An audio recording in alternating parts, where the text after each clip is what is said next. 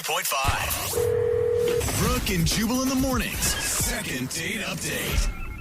The guy on the phone today that wants to do a second date update was impressed by the girl that he wants us to call back today by how quickly she dropped to her knees. Whoa. What? That is not a way I want to pray. He met her at church. Gosh. Why do you do that to me? You guys are perverts. He met her at church. That's all I was trying to get at. Sure, yeah. Sean is his name, and he wants to call a girl named Lisa today. I guess he met her in church. Sean, how you doing? Hey, I'm doing good. I'm doing good. So that's what impressed you about Lisa, huh? Her praying abilities? Yeah. She maybe not in that way, but, church. It's a good place to meet people. Yeah. So you met her at church. How did you approach her at church? Or did you, wink at her during the service, throw a Bible at the back of her head? What'd you do?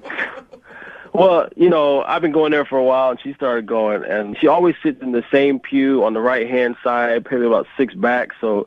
I've been watching her for a while, and I was like, it's time to make a move. It almost sounds like you're stalking her at church with details like that. Well, no, Sean. you do. I grew up in the church, and there's usually a couple hot girls, and you always know where they sit, and you kind of want to sit diagonal so you can stare at them while you're at church. Yeah, it's not that weird, Sean. Thank you. So how did you approach her? Well, it was the end of the service, and we're all leaving, and we're all standing in the foyer, and I just went up to her and I was like, hey, I noticed you and I had my eye on you and I was wondering if you just wanted to go grab some coffee. Just, nice and simple. That's what I said. And you had never talked to her prior to that. This is the first time you guys had ever talked. Yeah, exactly. I mean, you smile, you walk past people, but I never really said anything to her and she never really said anything. So, yeah, it was just kind of just walked up to her and just said that. Did you get the vibe she knew who you were too? A little bit. I mean, she, you said wink before. I mean, I didn't wink, but that smile. The way they look at you. Yeah. So you were definitely throwing her flirty glances and stuff like that. Yeah, of course. I mean, hey, she's cute. All right. So obviously she said yes to coffee. How was that little date? It was good. I mean, listen, I did everything. It was raining that day, so I waited in the parking lot. She pulled up. I walked her from her car to the front door, and then opened the door for her, of course. And sweet. We sat down. I mean, I pulled out the chair, all that kind of stuff, and it went good. It went good. That's really sweet. I mean, you sound like a man who's looking for a relationship. You want something more out of this date, I guess. I really was looking for something. I mean, she seems great. She looks hot. In church. I mean, what more could you want, right? How was the conversation? It was good. I mean, we talked about this, we talked about that. One thing I like is it's not just all church talk. I mean, there's the real world, So we're talking about our jobs and what we like to do and that kind of stuff. And I bought us everything. I mean, I'm thinking I did everything right. I walked her back out. Rain kind of was away, but I still had the umbrella. That way it could stay closed. You know what I'm saying? So I walked her back to the car, opened the door, gave her a kiss on the cheek. Of course, it's just first date, so no, tongue wrestling. Right. So gave her a kiss on the cheek and just closed the door, and she drove off. And how many times have you tried to call her since? I mean, not every day, stalk 5-6 times a day, but, try in the morning, try at night. I mean, I've been trying, so. And you haven't seen her at church or anything?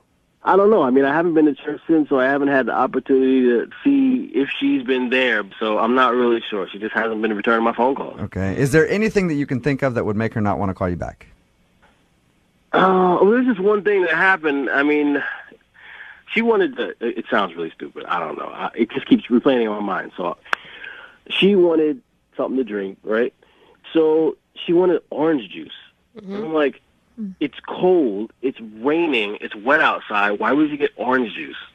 So said that? You questioned her orange juice choice? Did you really tease her about it? Well, I didn't think it was mean. I just went ahead and ordered her a hot chocolate. I mean, I was paying, so I was like, listen, it's cold outside. So she wanted an orange juice. You said, no, you're getting hot chocolate?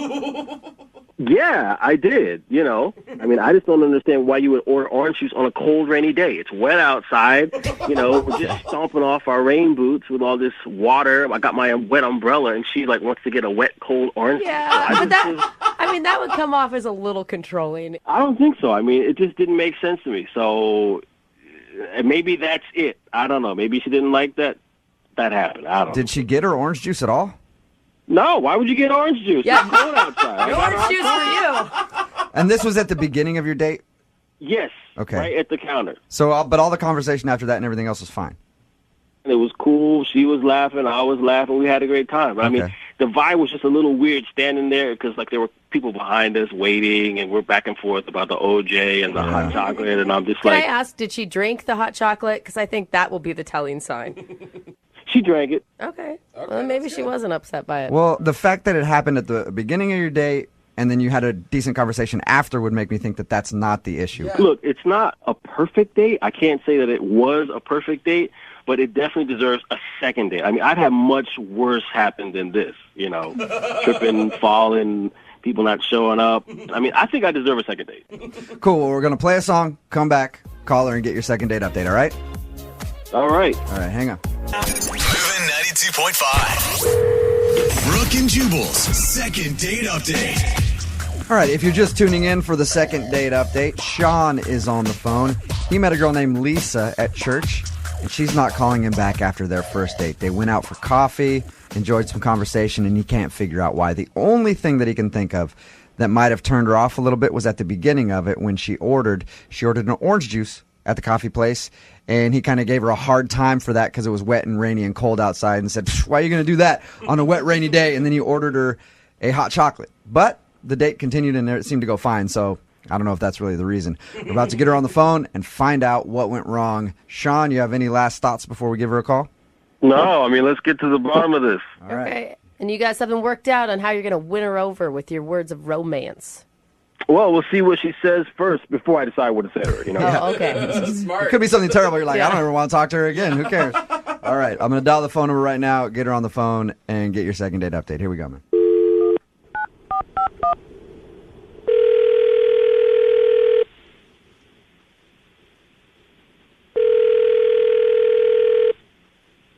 Hello, Hi, can I speak to Lisa, please? this is Lisa. Hey, Lisa, how you doing? This is Jubal from Brooke and Jubal in the Morning. Who? Jubal from Brooke and Jubal in the Morning, the radio show. Okay, Have you ever listened? maybe once. Okay, cool. Well, it's nice to meet you, Lisa. The reason I'm calling you today is because we recently got an email about you from one of our listeners. You did? Mm-hmm. That's weird. You actually went out on a date with one of our listeners. His name is Sean, and you met him at church. Oh, That's not a good You remember response. meeting Sean. You remember going out with Sean, obviously. yeah. So he contacted the radio? Yeah, it's a thing we do called the second date update. It's where if somebody goes out on a date and gets blown off, they email us so we can get the person on the phone and ask why. Wow. Sean told us about your date, and he also says that you haven't been returning any of his phone calls. Do you mind talking to us for a second and telling us why you're not calling him back? I didn't like him. Well, that's pretty Point blank. simple. Okay. All right. That's cool. Hey, that's a good reason for not calling somebody back. Is there a specific reason that you didn't like him? Because when you talked about your date, he said you guys seemed to have a good conversation and enjoy each other's company. I mean, he was doing all right on the date. I mean, I have to give him credit. Like, it was raining, and he came to my car with his umbrella, and he walked us into the restaurant. Yeah. So, I compliment him. I told him, it's really refreshing to meet a guy who does all these things. I mean, you've been really polite and, going out of your way to be a gentleman. And then he's like, well, thank you. I feel as a man, it's my job to take care of my woman. And, the type of girl that I'm looking for, she just knows how to be subservient. He said the word subservient. Oh, He actually said subservient to you. I would have lost it. Exactly. Wow. And it was just over from there. He pretty much wants a woman who wants to be barefoot and pregnant all the time. And he said that he didn't want his wife to work. He basically wanted her to stay home and raise the children and cook all of his meals. Oh, my God. I would have left right there. I can't believe you stayed through the date. I mean, I was trying to hear him out. I thought, maybe I could reason with him, but he's just narrow-minded, and it was like trying to talk to a caveman. He's less than my mom. That's why I haven't called him back, Yeah, I don't blame you. I just think that that's so weird that you would continue to be that nice. Not that you'd have to be rude, but... I really just didn't want to make a scene It was just a coffee date, so I thought, just hold my tongue, and in 45 minutes this will be over, and I will never see this ass ever again. Okay. Well, Lisa, what if I told you at least have to talk to him one more time? What do you mean? I mean that he's actually on the other line listening. He heard what I said? Yes, he did. Yes, I've been on the phone the whole time. Hey, Lisa. Oh, God. What? Okay, so tell me. You heard You didn't what I have fun? You didn't You like heard it? right? You didn't have a good time? Did you hear what I had to say, Sean? Sweetie, listen. I heard it, but I know what you meant, okay? You're trying to talk to me after what I said about you? There's nothing wrong with a man taking care of a woman and taking care of her needs. That's what I'm talking about. I'm not talking about, Listen, that is not taking care of a woman and her needs. That is being controlling and condescending. And since you don't understand that, we don't need to see each other. We don't ever need to But here's the communicate thing. ever What's again. wrong with me knowing what you need? I know what you need. I know what you want, so I'll give it to you. Oh, my God. Are you serious? It's cold Listen to outside. yourself. Hot chocolate. That's what your body needs. I'm an old school guy, all right? Even if you don't know what you need, I know what you need because I'm tuned in. I'm paying attention. Crazy. You're not The ready issue here is anyone. you're not playing your role. You don't know your place. Your place is to be a woman, and my place is to be a man. A man has a place Goodbye, too. Sean. It goes Goodbye. both ways. Goodbye. Sean, I know what I want. I know what I need. And you cannot control everyone. You cannot control every situation. You don't even know me. You met me one time. One time, Sean. Wow. You cannot know what Okay. someone wants or needs in one time. Honey, just calm down. I'm not Here's the and I thing. don't need to calm down. This is what I'm you saying. need Just to get take help. a breath. So you're telling me you don't like a gentleman? You don't like somebody opening the door for you or walking in the rain? I mean, you don't like somebody doing a man's job. I don't like you. I don't like you. I don't like what you're about. I don't like your ideas. I don't like your views. I don't like your opinions. I don't like you, Sean. I don't think any woman listening right now likes you, Sean. No. There's a lot of girls out there that want to be taken care of, okay? Well, you Trust go me. find that girl. You go find that crazy ass. This is not me. All right, well, Amen. Hey, listen, I don't have to listen to some feminist Nazi on the radio. Oh, you are the one who reached out to me. Trust me, I would not have picked up the phone if it had been your number. I'm going to ask the question anyway. Oh, my I feel gosh. like I know the answer, but I could be wrong. I'm wrong a lot. Lisa, would you like to go out with Sean on a second date? Okay. I love you, Lisa. All right, Lisa. I do. Well, thank you very much for your time. I appreciate you being honest with us. You're welcome. All right, take care. Yeah. There you go, Sean. God, That's Sean. your answer, man. Well, looks like somebody lost out, and I'm just going to go find Yep, another there one. you go. Listen, a lot of No. people want a real gentleman. That's not a gentleman. A gentleman believes in things like gender equality and respect for women. I don't know. Oh, So- you guys are such a-holes. Moving 92.5. Brooke and Jubal's second date update. I'm going to go out on a limb here and say that today's second date update involves probably the worst first date story we've ever had. No. We had a girl poop herself in the back of a car. Yeah, He's right. but I think this might be worse. We've had people get blown off and ditched on a first date. That happens quite a bit, more than you think, but we've never had anybody call in who got ditched 2 times on a first date by 2 different people. Oh. But I guess kudos to you to having 2 different people set up for a first date in one night. No, I'm guess. trying to find a silver lining already. That's what her email said. I don't really know how it worked, but she got ditched by 2 different guys on a first date in the same night. Her name's Patricia. Patricia, what's up? Hi. Hey, What? you know what? We were going to do your second date update, but I got to run real quick. I'm sorry. No. That's cold. How did you get ditched by 2 people on the same night? So I matched with this guy from Tinder. So we decided to meet up and get drinks. And, I thought everything was going good. And he decides to go to the restroom. And like 10 minutes goes by, 20 minutes, 30 minutes. And I was like, well, at first I thought, well, is he okay? Like, 'cause sometimes, if you feel sick from something, it's really embarrassing to talk about that. So I texted just to say, hey, are you okay? Yeah. Didn't hear back. So I was like, all right, well, I know what this is. Yeah. Has this happened to you a lot, Patricia? It sounds like you're like, all right, well, this has happened to me before. No, no, I even ghosting is a thing that happens on text. So I was like, oh, real ghosting. Cool. Yeah, and that's like way worse than someone just not showing up for a date. Like that means they met you, they got the first impression, and they decided they didn't like it. Yeah, salt in the wound.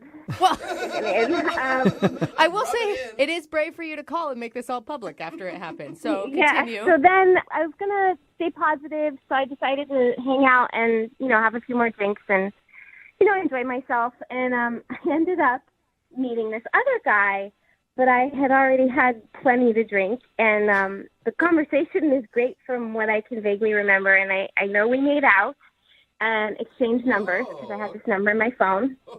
And did you? So were you just sitting there after your date ditched you, just kind of drowning your sorrows? Like, does anybody want to talk to me? Because my date just left. I hadn't quite reached that point yet, but I was of the mindset like, I'm going to make the best of this. I'm not going to let him ruin my night, even though he's a jerk. Yeah.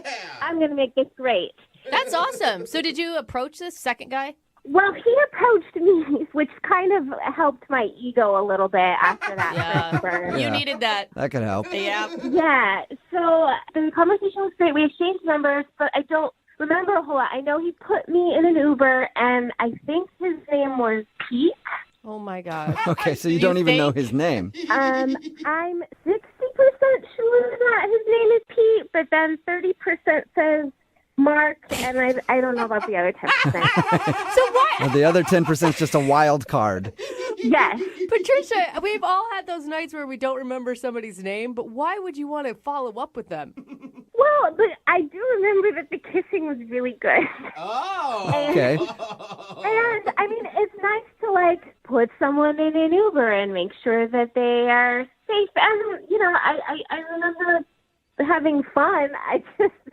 I just don't remember his name. Okay. Okay. So is that who you want us to call today? You want us to call Pete or Mark or Mr. 10%? So I've got two numbers. I have the number of the original guy, and his name's Oscar. No, screw Oscar. Okay. Screw So do Ditch you want Boy. us to- You're not wasting our energy on him. I have the number for Oscar, who is cute and funny, and I enjoyed spending time with, even though he ditched me. But then I also have the number for Pete. And, I liked both of them, and I would go out with either of them again. So we've got two phone numbers for Oscar and another guy whose name might be Pete. So which one do you want us to call? Maybe both. What? Hey! Wait a minute. Yeah. You want us to call one and ask him for a date and then call the other and ask him for a date? Yeah, I mean, let's up these odds. It's a numbers game, right? Okay, but wait, let's... So if the first one says yes, you still want us to call the second one? Maybe. I don't know. Let's just see what happens. All right, screw it. We'll see what happens then. We'll play a song, come back, and then call a bunch of people and try to get you a second date in your second date update, okay? Awesome. Thanks. Yeah. Moving 92.5. Brooke and Jubal in the mornings. Second date update. If you're just joining us for today's second date update, we're going to attempt to solve a mystery. Patricia's on the phone, and Patricia just wants a date with anybody. I wish that wasn't true. Actually met a dude on Tinder and hung out with him for a little while, but he ditched her in the middle of the date. He went to the bathroom and never returned. So she thought she'd make the best of it and hung out at the bar and continued to drink and just have a good time. And then she met another dude, and we think his name is Pete, but she was so drunk she can't really remember. They hung out for a little while, made out, and then she got in an Uber, and she hasn't heard from either of these guys since. So we have both of their phone numbers, and Patricia said, I really don't care who you call. Just call somebody and get me a date. So I guess, Patricia, we're going to start with Oscar, the guy that you originally went on a date with. Is that okay?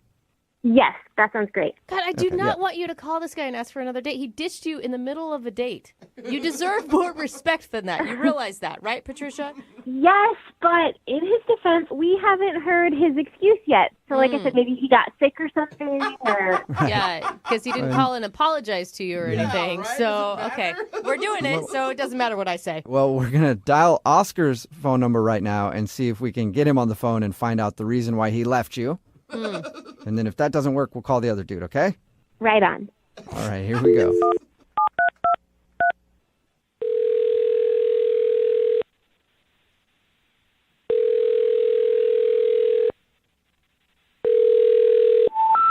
We're sorry. You have reached a number that has been disconnected or is no longer in... Wait, did you guys dial the right number?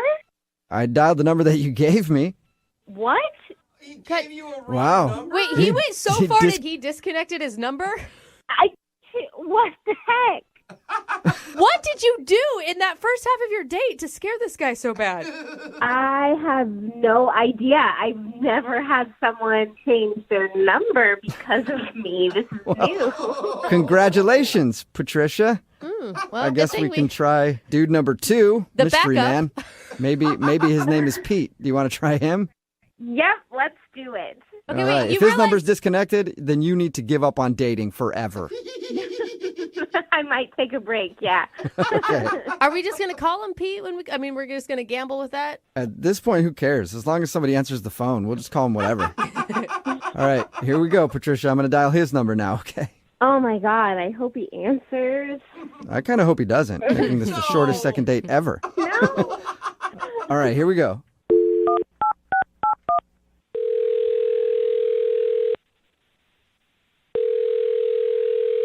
Hello? Hi, can I speak to Pete, please? Yeah, I'm speaking. Your name's Pete? Yep. Awesome. What's up, Pete? Yay. Hi. Who is this? This is Jubal from Brooke and Jubal in the Morning. How you doing? Wait, what? This is Jubal from Brooke and Jubal in the Morning. It's a radio show. Have you ever heard of it? Okay. I'm going to go That with doesn't that answer my question. Have you heard of it before? What's going on? I'm calling you today because one of our listeners emailed us about you. Her name is Patricia, and you met her at a bar a little while ago. Yes. Yes, I did. Oh, you All remember right. her? Patricia told us about the night that she met you and said that she's been trying to get a hold of you, but you're not answering any of her texts or phone calls. Well, yeah, I mean, what she did was pretty rude. Was she super drunk? Yeah, she was pretty tipsy, and it just kept going. How bad did it get? I mean, it got pretty bad. Did she puke on you? No, there was no bodily fluids. Oh. See, I'm already thinking, well, then that's better than I pictured for you guys. Yeah, that's pretty good. Is that the reason you're not calling her back? Just she was too hammered? No, I mean, we were talking. She told me this story about how some guy ditched her, and I felt pretty bad for her. So I was hanging out with her, getting to know her, and I guess she had reached a point where she was ready to go home, and she asked me to call her an Uber, and she left when the Uber came. Okay. All this sounds pretty tame so far, Pete. I'm not outraged yet. Were you just hanging out with her because you felt bad? No, I mean, she was cute, and we were having a fun time. Okay. Okay, so when did it go south? Well, when she left, she never paid for the bill. What? She just left everything out on the table. Her drinks and the guy from before that ditched her. Shut up. Oh, that sucks. Oh, that's a big town. But she probably just forgot. If she was wasted, I mean, who hasn't wandered away from a bar and been like, oh, I didn't realize I didn't pay for that? I mean, she bolted out of that bar like she was on a mission. Wait, Really? so you think that she left you with the tab on purpose? I don't know. It felt like that. How much are we talking here? It was expensive. Not something I was ready to pay for. Oh, no. So you didn't really intend on even going on a date that night, and you kind of wound up in a date situation, and then not only that, you had to pay for her drinks and some other dude's drinks. You went on 2 dates, kind of. Hey. Yeah, I went on 2 dates, and I didn't get any action from anybody. I didn't even meet the first guy. Well, maybe you can get some action now because Patricia is actually on the other line listening and wants to talk to you. Hey. What? No. Yep. No. Hi. Oh my God, Pete, I'm so sorry. I didn't know that I did that. I was drunk, so I knew I needed to get home, which is why I was like, okay, I have to leave. And I am so sorry. Like, can I please make it up to you? Like, I can pay you back, or maybe I can take you out. Yeah, look, it's pretty convenient now that I paid the bill for you to say all this, but it really put me in a hard place. No, I really liked you, and I would never, ever, if I was sober, do something like that. I am so sorry. I'm so embarrassed, you guys. I'm so sorry. So this wasn't part of some master plan? No, absolutely not. I legitimately had someone walk out on me on a tab, and I would never. I mean, I just have, but I would never in my life. I'm so sorry. I would never, but I did it. But I would never do it again. I don't know. I've heard of kind of cons like this happening before, and I'm easily scammed, so... Poor Pete. Oh, no. Easily Oh, my God. No, I want to make it up to you. Like, please let me make it up to you. Like, that's really awful. And I had that done to me, so I definitely wouldn't want to pass that bad stuff on to anyone else. How do I know the first guy was even real? Wait, so are you saying that you think she set the whole thing up, like being at the bar and there was no first date just to get you to pay for her tab? Yes, it really felt like that. There was so much on that bill. I would never, I'm not that crafty. I got less about a date. Also, why would I go on the radio? She's bringing up some pretty good points, Pete. Like, I believe her. And you know, Pete, I can vouch for her that she did go out with another dude and he ditched her in the bathroom. How do you know? Well, because we called that guy. Well, And does he want to pay for the bill? Well, I don't know because the number that we have for him, it was disconnected, so we didn't really talk to him. so we actually don't know. What are you talking about? It was disconnected. I mean, this guy might not exist. You never talked to him. Well, but I had a phone number. None of this makes sense. She gave you guys a disconnected number and scammed me. I mean, it seems like this is all part of some plot of hers. I'm starting to feel like I got worked over, too. Wait. Then maybe you guys are getting scammed. He does Maybe. have a point. Patricia, are you scamming everybody? Okay, guys, well, I gotta go. I have a meeting. What? What? You can't go now. Patricia, What? Oh, my God, she was totally taking us. she did scam us. Look, I knew it was a scam. Oh. Oh, my God, she was trying to get a free dinner out of us. Oh my God. All right, so you were right then. She must have set it up to meet you at the bar and have you buy all her drinks. And you just figured that out right now. I've been telling you, what is going on with this girl? I don't know. Oh my God. All right, well, Whoa. sounds like Stop her. seems like you dodged a bullet then, Pete. Thanks for your time. Yeah, that girl is nuts. Nuts, or she knew exactly what she was doing. Mastermind. The Pay for My Drink Bandit. It's a bad name, but we might be able to come up with a better one. Well, Yeah, we'll work on it. Brooke and Jubal in the morning. text in at 78592 that says, you guys should have given Pete a free meal. It's Brooke and Jubal in the morning. Okay, I got to explain. If people didn't hear today's second date update, listen, we've been scammed on this show a few times for second date updates. Sometimes people will make up a story just so they can yell at somebody. One time, a guy made up a story about somebody who wasn't calling him back just so he could yell at somebody who didn't hire him for a job. Yeah, I forgot about that. Remember that? Yeah. Well, That's a creative way to do it. it seems like we got scammed today because the woman that emailed us for a second date update, her name is Patricia. Everybody hates her on the text message board at 78592, by the way. Of course. Her name is Patricia, and she told us a story about how she went out to a bar with a guy, and then he ended up ditching her at the bar. So she tried to make the best of it and stayed at the bar and then met another dude and hung out with him all night. And then he wasn't calling her back. So she said, I don't really care. You can call both phone numbers. We called one phone number and it was disconnected. Yeah. And then we called the other phone number of the guy that she hung out with after the dude who ditched her. His name is Pete. And we got him on the phone and he said, I don't think she was actually there with anybody at all. She was just there to meet somebody to pay for all of her drinks because when she left that night, she didn't pay her tab and he had to pay for everything. For even And- the first guy. He didn't see her with anybody else at all? Or Or she just drinks like a fish and eats a ton. And then he confronted her and said, I think that you were scamming me to pay for your drinks. And she got very defensive and then hung up the phone on us. So I think that she was just trying to do a second date update because, you know, at the end of every single second date update, we always offer to send them out on a second date. And we usually do that with gift cards from the radio station for restaurants, not to pull back the curtain too much. But we're not really giving them cash to go out on dates. You know, we throw them a couple gift cards and go, have fun, you two. Here you go.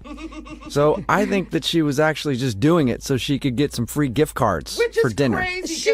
At first I was like, no way, she's this poor girl. Why would you accuse her of that? But then you think, we didn't ever talk to the first dude, and then she all of a sudden had to hang up, and it was like, wait. Well, maybe wait she a was minute. just kind of weird and like kind of stalkerish, and maybe he did change his number to get away Well, from it was her. disconnected, though. Well, and somebody pointed out on our disconnected. text message board at 78592 that nobody has a landline really anymore. And it was like a disconnected landline or something. So Yeah, I guess she that's must have true. thought it through and found a number that was disconnected and said, okay, I'll tell them about this crazy date that I went on. They'll call that. That'll be disconnected. Then they'll get Pete on the phone, and I'll convince him to go out with me again so I can get a free dinner. Wow, smart, rude, but smart. Yeah, I was just Yeah. really trying to give her the benefit of the doubt, like thinking, oh, maybe he just wasn't into her, or like he gave her a fake number because he didn't want to really, like he wasn't into her and then left. I don't even No, know. I think she tried to scam It us. does seem like it. Yeah, I think on this one you're probably right. Remember, if you want to do a second date update, all you have to do is email the show, and we will call the person who didn't call you back, or you can try to scam us. Need LASIK? Trust the experienced team at the LASIK Center at Evergreen Eye Center. No glasses, no contacts, no limits. What will you do? LASIK at evergreen.com. Moving 92.5. Brooke and Jubal's second date update. You know, when people go out on a date and meet their soulmate, sometimes they bond over things like their love of pets or their love for the outdoors or their love for the really rare cuts from an old MC Hammer album. Wow. That's what happened to Angelo when he went out on his first date. Apparently they went to some kind of 90s concert or something. Angelo, how you doing? Hey, I'm doing all right. How you guys doing? What up, Angela? Pretty good, man. Are you like a crazy MC Hammer fan? I like any kind of old, like, 90s rap or any kind of old 90s music in general. I'm a big fan. Okay, cool, man. Okay. So your email said that you took the girl you went out with to a 90s concert. Before we get to that, how did you meet her? We met on a dating site. What's her name? Her name's Leah. Leah. All right. And when did you guys finally go out? Did you guys chat back and forth for a long time, or was it quick? Oh, no, we chatted back and forth maybe a week and a half, 2 weeks. Okay. And what struck you about her? I mean, she just likes a lot of the same things I liked, you know. She liked that old kind of music, too. She was pretty, you know, very pretty, which definitely helps. Was she, current day pretty or 90s pretty? No, she's current day pretty. Current day, yeah, definitely.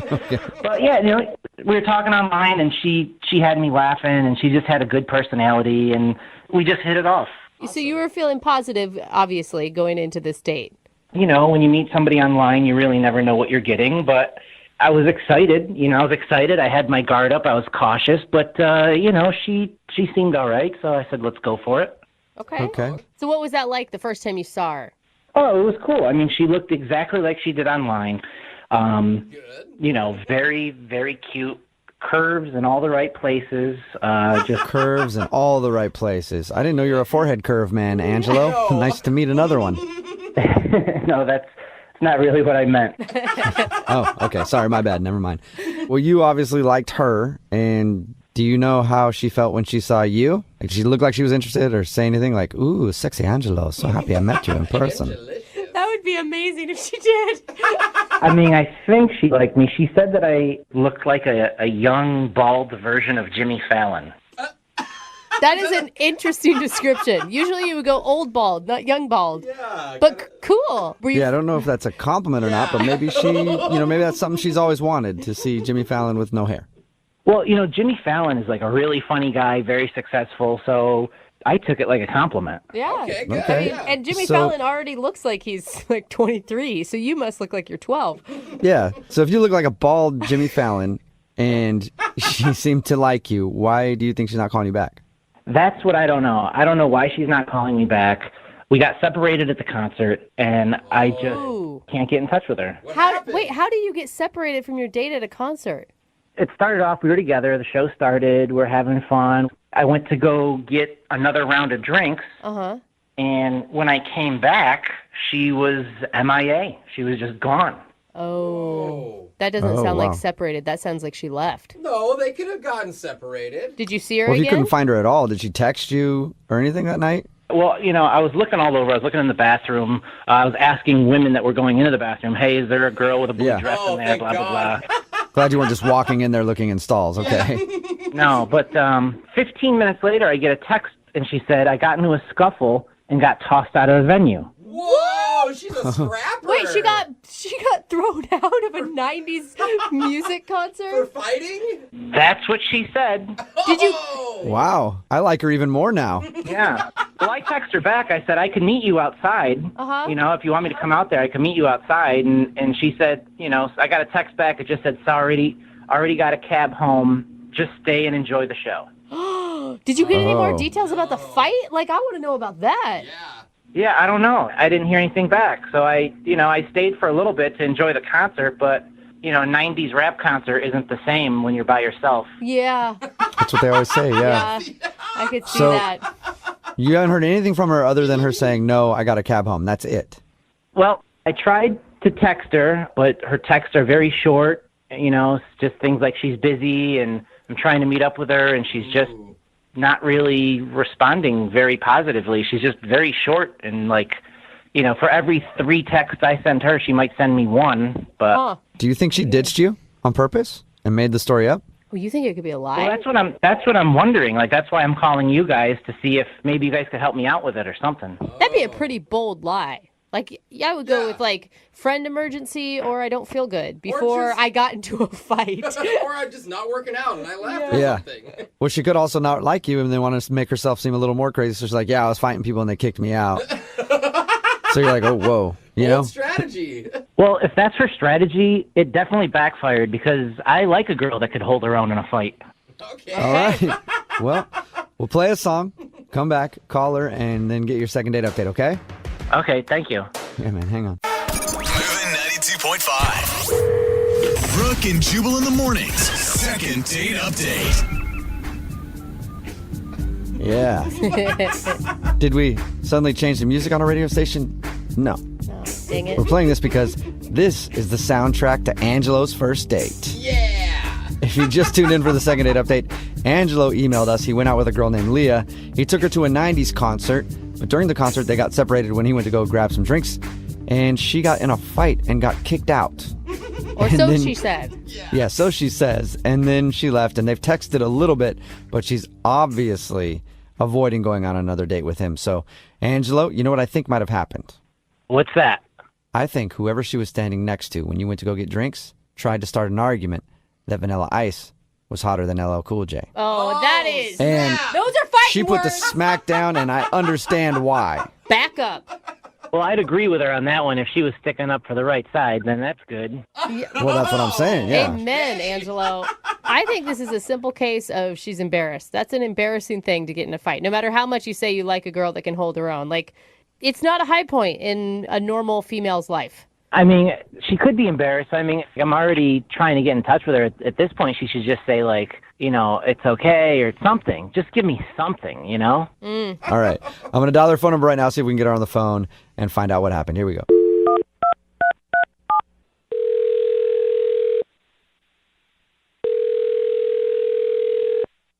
Hello? Hi, can I speak to Leah, please? Yeah, speaking.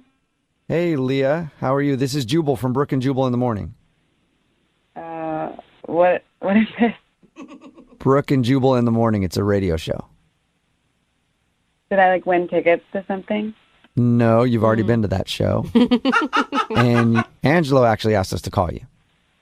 And From the 90s concert?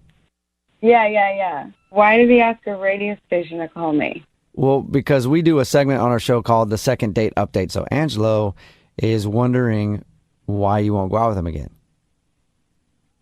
Oh God. It's the complicated story. But it sounds like it. Yeah, it does sound like it. He told us that you guys went to a 90s concert, and then when he went to go get drinks, you apparently got in some sort of scuffle and then got kicked out, and He watched a little bit of the concert by himself, and that's the last he's seen you. But you guys have texted a little bit. Oh, yeah. No, yeah, I hit a skeezer and then I had to leave. Wait, what? A geezer? What did you just say so nonchalantly? Old person? Who did you hit? Not a geezer, a skeezer. It's like a 90s term. Skeezer. Okay, yeah, I thought you said a geezer too, and I was like, either you're trying to use like English slang that they do for some people, or you literally walked up to an old man and hit him. That's what I was picturing. I was picturing you beating somebody with a walker when you said that. Which, still pretty cool in my book, Leah. No, not at all. Thank you. So, what do you mean? What happened with the skeezer? Yeah, I don't really remember, but she was fronting, so I hit her. Frontin'? Okay, hold on. I need explanations. What's frontin' and exactly what is a skeezer? Brooke, you should know all these terms. Well, yeah, you don't. I mean, you're the one that uses 90s slang more than anybody else in this room. What do you mean by she was fronting? Well, like, what was she doing? I don't really remember. I don't really want to talk about it, honestly. So are you not calling him back because you're embarrassed that you hit a skeezer that was fronting on you? Yeah, just tell him that. Okay, so that's not the truth. And that's literally all you want us to say. Yeah. Okay. Wow. Leah, I don't want to say that you're lying, but I feel like there's got to be more information than that. You could be fronting. Yeah. Are you fronting? Because I won't have skeezers fronting on my face either. Yeah, it sounds wiggity whack to me. There you go, Brooke. Okay, when you guys say it, it just sounds dumb. That's probably I agree. true. I agree. But no, for real, Leah, is there anything else that you can tell us? Because honestly, it sounds like there's more to the story, but you just don't want to say. There is. What is it? Okay. It makes me look so bad. I just didn't know how to tell him. Well, so basically, when he went to get drinks, one of the people who had worked at the concert came up to me and just asked if I wanted to go backstage to kick it with the performers. So I couldn't say no. Oh, no. Wait, so the fight was a lie? Yeah. Oh, okay. So you went backstage to hang out with a 90s rapper on your date? Well, I mean, it wasn't just one. It was multiple. Why couldn't you? Either way, you lied so you go backstage and hang out with the performers. Oh, man. Yeah, I mean, how do you pass up that once-in-a-lifetime opportunity? Here's the thing, though. Like, you're on a date with him. Like, to be respectful, couldn't you have said, hey, my friend's with me. Can he come too? Sure, but, like, I've never really met him before. I don't know. I feel bad about it, which is why I haven't, like, texted him back, really. Well, Leah, I feel bad about something, too. The fact that Angelo is actually on the other line listening and wants to talk to you. Yeah, what's up, Leah? What is this? I just heard everything you said. I've been trying to get in touch with you, so I had the radio station help me out, and I just got the full story, finally. Look, I didn't know how to tell you. I knew it made me look so bad. But, like, calling me from a radio station is just next level crazy. What? Okay. So you ditched him and lied to him, and he had to sit there the rest of the concert by himself, and he's the crazy one? I mean, I was technically alone, too. No! Leah, dude, you can't defend that. So let me get this straight. You go to the concert for free, because I paid for the tickets. You end up having drinks that I paid for. I go to get us more drinks, and then what? You got approached by somebody, they bring you backstage, and you get to hang out with all the bands and rappers? Yeah, I mean, you just heard it. That's exactly what happened. That is freaking awesome. What? What? Awesome? What? Are you being sarcastic? Yeah. Did that really happen, or are you just making that up? Because that is like stuff you see in the movies. Like, that is awesome. Dude, she did that. You're not pissed, Angelo? No, I'm not pissed. I'm freaking jealous. That's like the coolest thing ever. My mind is going to explode. I was ready to go off on Leah. So you're not mad at me? Mad at you? No, I'm jealous. Like, I want to go there. Like, do you have any of the, like, their numbers or anything? Like, can we get in touch with them? You're both groupies. What Yeah, look at that. They actually did invite me to go to, like, the next city, but I could ask if you want to go. No. Wait, you guys are going Oh to... my God, that would be wicked awesome. I'm coming. If you can get me in, I'm totally coming. Leah, would you really take him to the next show in another city? What is happening? I mean, yeah, I feel bad about what happened. We had a good time. I just genuinely didn't know how to tell him. So you two are going to travel around from city to city following 90s rappers while they perform in like old casinos, is what you're telling me. What is happening? Just for one of I am so down. I've never even met anybody that's been backstage at these things. I thought this was just like in the movies, in the TV shows. I didn't know that really happens. That's crazy. Man. Wow. So, like, Leah, did you, like, get to see the tour bus and the green room and all that? Yeah, it was so dope. Oh my god! Oh my god, Leah, you're making his dreams come true. Yeah, I think. you really are. I think I like you even more now. I wish you would have just told me that right away. Like, I would have stayed and hung out at the concert and thought about how much fun you're having and maybe tried to come back there after the show was done or something. Like, dang, that's so cool. Dang it, that is cool. All right, well, Leah, would you like to go on a second date with Angelo? We will pay for it, but really there's nothing to pay for since you've already got the tickets to where you want to go. You can pay for our gas. Okay, All right. pay for your gas. There you go. You'll go out with him again. Yeah, I'd love to. Oh my gosh. That is amazing. I cannot believe this. Yeah, I can't either. So, like, Leah, do you think it'd be cool if I brought, like, my autograph book or maybe, like, some old CDs that they could sign or something? Like, that'd be insane. I can text the guy whose number I have and ask him, but I feel like it'll be fine, yeah. Wow. Whoa, dude. So cool. Man, you know what? This might be the most successful second date update we've ever had.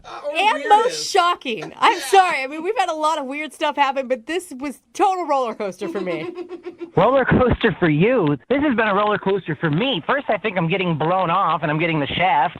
One phone call later, and I'm about to be hanging out with 90s bands. Like this. Yeah, dude.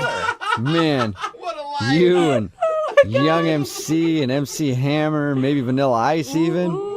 Dude, please, you got to stop saying those names right now. I'm getting so pumped up. Please. We've all had one crush that never quite worked out. Maybe it's because the timing was off or you simply never had the nerve to corner them in a back alley and demand that they grab a drink with you. Wow. But what would you do if the universe gave you a second shot?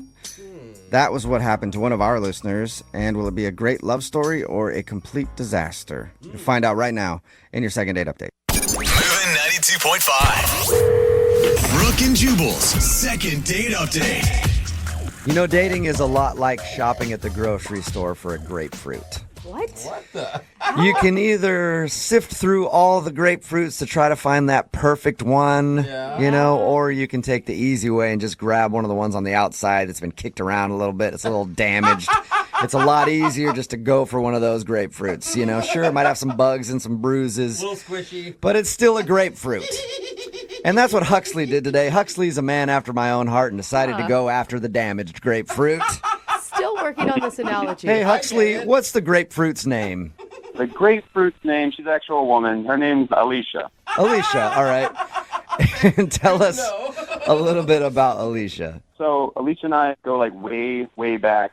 We were good friends in college, and I was always like that guy that had a crush on her. Okay, wait. So you're the damaged grapefruit or she's the damaged grapefruit?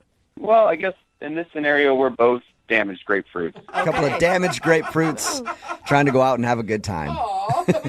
Yeah, I always had a crush on Alicia. She's always been like the most attractive girl, so she, of course, always had a boyfriend.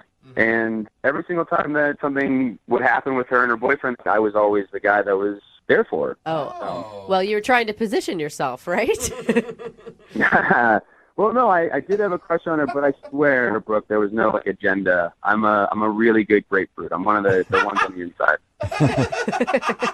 So anyway, cut to present day. I see over Facebook that she got a divorce recently, and I saw maybe like a potential opening. Yep, you saw that she'd been divorced, and you're like, just damaged enough now that I could probably date her. Yeah, well, I thought, to be honest, I thought about some of the good times we had in college and figured why not reach out. I did see like a little bit of an opening that maybe something could develop. Like, she's single, I'm single. There's really no reason why not. And you guys had kind of dropped off in terms of your friendship post-college. Yeah, she got married pretty early on, and then I left and moved like a couple hundred miles away. I mean, keeping in touch today is like so easy, but back then it wasn't like that easy, I guess. So yeah, we kind of fell out of touch with each other. And I decided, yeah, like I said, to reach out, and then to my surprise, reached back out to me after I messaged her over Facebook. Did you proposition this as a date? No, well, I just kind of like shared my condolences, on her divorce. That's never easy. And we started to like chit chat back and forth. And eventually I did ask her to like, maybe we should meet up for drinks. And she thought that was a good idea. Okay, but do you know, did she consider it a date when you guys went out? I didn't cross that boundary because I didn't know how fresh the divorce was. And I didn't know if she would be kind of turned off if I asked her on a formal date. You should have just sent her a message on Facebook that simply said breakup sex with a question. Yeah, well, yeah. I don't know if that would have worked. Yeah. Keep that in mind for next time. All right. So, did you guys actually get together? We did. Yeah. We met at a bar, and when I saw her walk through the door, it was like a total flashback to college, and like a lot of feelings were immediately felt by me. She did not age at all. I was like smitten, I guess. I don't know. I was taken aback. It was cool. Like, it was a cool moment. Yeah. So how did drinks go? It was good. We had a couple of drinks. We caught up, and then she kind of opened up to me about her marriage, and because I knew the guy, and actually, like, her vulnerability allowed me. We've all had one crush that never quite worked out. Maybe it's because the timing was off, or you simply never had the nerve to corner them in a back alley and demand that they grab a drink with you. Wow. But what would you do if the universe gave you a second shot? That was what happened to one of our listeners. And will it be a great love story or a complete disaster? You'll find out right now in your second date update. Moving 92.5. Brooke and Jubal's second date update. You know, dating is a lot like shopping at the grocery store for a grapefruit. What? What the? You can either sift through all the grapefruits to try to find that perfect one, or you can take the easy way and just grab one of the ones on the outside that's been kicked around a little bit. It's a little damaged. It's a lot easier just to go for one of those grapefruits. Sure, it might have some bugs and some bruises. A little squishy. But it's still a grapefruit. And that's what Huxley did today. Huxley's a man after my own heart and decided to go after the damaged grapefruit. Still working on this analogy. Hey, Huxley, what's the grapefruit's name? The grapefruit's name, she's actually a woman. Her name's Alicia. Alicia, all right. And tell us a little bit about Alicia. So Alicia and I go like way, way back.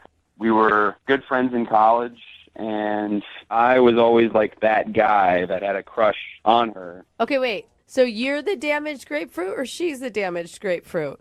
Well, I guess in this scenario, we're both damaged grapefruits. A couple of damaged grapefruits trying to go out and have a good time. Yeah, I always had a crush on Alicia. She's always been like the most attractive girl, so she, of course, always had a boyfriend. And every single time that something would happen with her and her boyfriend, I was always the guy that was there for her. Oh. Well, you were trying to position yourself, right? Well, no, I did have a crush on her, but I swear, Brooke, there was no like agenda. I'm a really good grapefruit. I'm one of the ones on the inside. So anyway, cut to present day. I see over Facebook that she got a divorce recently, and I saw maybe like a potential opening. Yep, you saw that she'd been divorced, and you're like, just damaged enough now that I could probably date her. Yeah, well, I thought, to be honest, I thought about some of the good times we had in college and figured, why not reach out? I did see like a little bit of an opening that maybe something could develop. Like, she's single, I'm single. There's really no reason why not. And you guys had kind of dropped off in terms of your friendship post-college. Yeah, she got married pretty early on, and then I left and moved like a couple hundred miles away. I mean, keeping in touch today is like so easy, but back then it wasn't like that easy, I guess. So yeah, we kind of fell out of touch with each other. And I decided, like I said, to reach out, and then to my surprise, reached back out to me after I messaged her over Facebook. Did you proposition this as a date? No, well, I just kind of like shared my condolences, on her divorce. That's never easy. And we started to like chit chat back and forth. And eventually I did ask her to like, maybe we should meet up for drinks. And she thought that was a good idea. Okay, but do you know, did she consider it a date when you guys went out? I didn't cross that boundary because I didn't know how fresh the divorce was, and I didn't know if she would be kind of turned off if I asked her on a formal date. You should have just sent her a message on Facebook that simply said breakup sex with a question. Yeah, well, yeah. I don't know if that would have worked. Keep that in mind for next time. All right. So, did you guys actually get together? We did, yeah. We met at a bar, and when I saw her walk through the door, it was like a total flashback to college, and like a lot of feelings were immediately felt by me. She did not age at all. I was like smitten, I guess. I don't know. I was taken aback. It was cool. Like, it was a cool moment. Yeah. So how did drinks go? It was good. We had a couple of drinks. We caught up, and then she kind of opened up to me about her marriage, and because I knew the guy, and actually, like, her vulnerability allowed me to open up about my divorce that I had too. So how did everything end with you guys? Well, I mean, we were, had another drink, and we decided to call it a night. And on my way out the door, I still was venting a little bit about my breakup, which was nothing like hers. My marriage only lasted like a year, and that ended like 7 years ago, which it's not even on my radar. I don't even know why I said this next thing, but while we were walking out the door, I admitted that the last 6 months of my marriage, we didn't even like have sex at all. Okay. Right when I said it, it was like word vomit. You feel like that was too much information for her? Yeah. She played it real cool, and she was real nice about everything, but it's like one of those moments where you like speak too much, and now like you can't take those words back. And I felt like maybe that's the reason why she hasn't called or texted me back, because it was a good date other than that. Okay, but did she know it was a date? Yeah, it doesn't sound It like a doesn't date. sound like it, yeah. Well, for me, it was a date. It was nice. And, I did ask her, like I said while we were leaving, that we should hang out again as like a formal date invitation, So. You said, quote, as a formal date invitation. No, I'm not. I'm a grapefruit, not a robot. I said, like, we should hang out again. This was fun. Again, that doesn't sound like a date. Well, like, the way I said it, though, was like, there was, like, a vibe. I was sending some signals out that it was, like, more than just friends. Okay. And what did she say to that? She said, yeah, and she was, like, enthused, and it was cool, and that was the last I heard of Alicia, Like, I reached out to her again on Facebook to try to put some dates on the calendar so we could go out, and then I haven't heard from her. And on Facebook, you can see when they've seen your message, and I know she's seen the messages, which is... Have you sent her a message in all caps saying, I know you're seeing these, answer? I'm teaching you a lot of good tools here, Huxley. I like that advice. Yeah, you're laying down some good stuff. I am ready to go. We'll play a song, come back, call her, and get your second date update, okay? Awesome. Thank you so much. Yeah, man, hang on. Moving 92.5. Brooke and Jubal in the mornings. Second date update. Hey, Huxley, I think this second date update is going to work out for you. Really? Yeah, I do. Well, because the girl that you want to call, she just went through a divorce. You went through a divorce. I think once you guys talk it out, you both will realize you don't have many options. And at the end of the second date, she will agree to go out with you again because, hey, why not? That's what I'm thinking. Because she's just finally That's really giving nice up. of you. I like that, Jubal. Thank you. Yeah. Putting me on. That's nice. If you're just tuning in for the second date update, Huxley is on the phone. He wants to call a girl named Alicia. They actually have known each other since college. They kind of fell off a little bit after college. But he always had a crush on her. She always had a boyfriend. Then she got married. He recently saw on Facebook that she was divorced, and they started chatting, and he said, hey, we should go out and talk and hang out. They did, but now she's not responding to him. And maybe, have you thought about this, Huxley? Maybe your date was so bad that she went back into the arms of her ex. Oh, no! Yeah, second date update is doing wonders for my confidence. Yeah, sounds No like it. problem, man. All right, I'll dial her phone number right now. Here we go.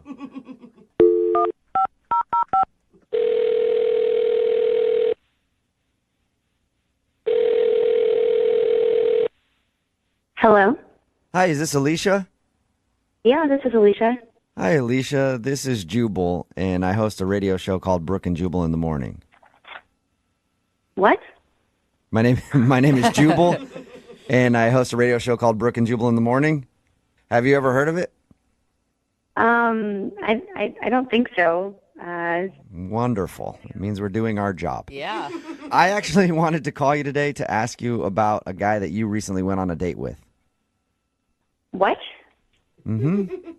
We do a segment on our radio show called the Second Date Update. That's basically where if you go out on a date with somebody and then don't call them back, they email us to see if we can get you on the phone and ask why.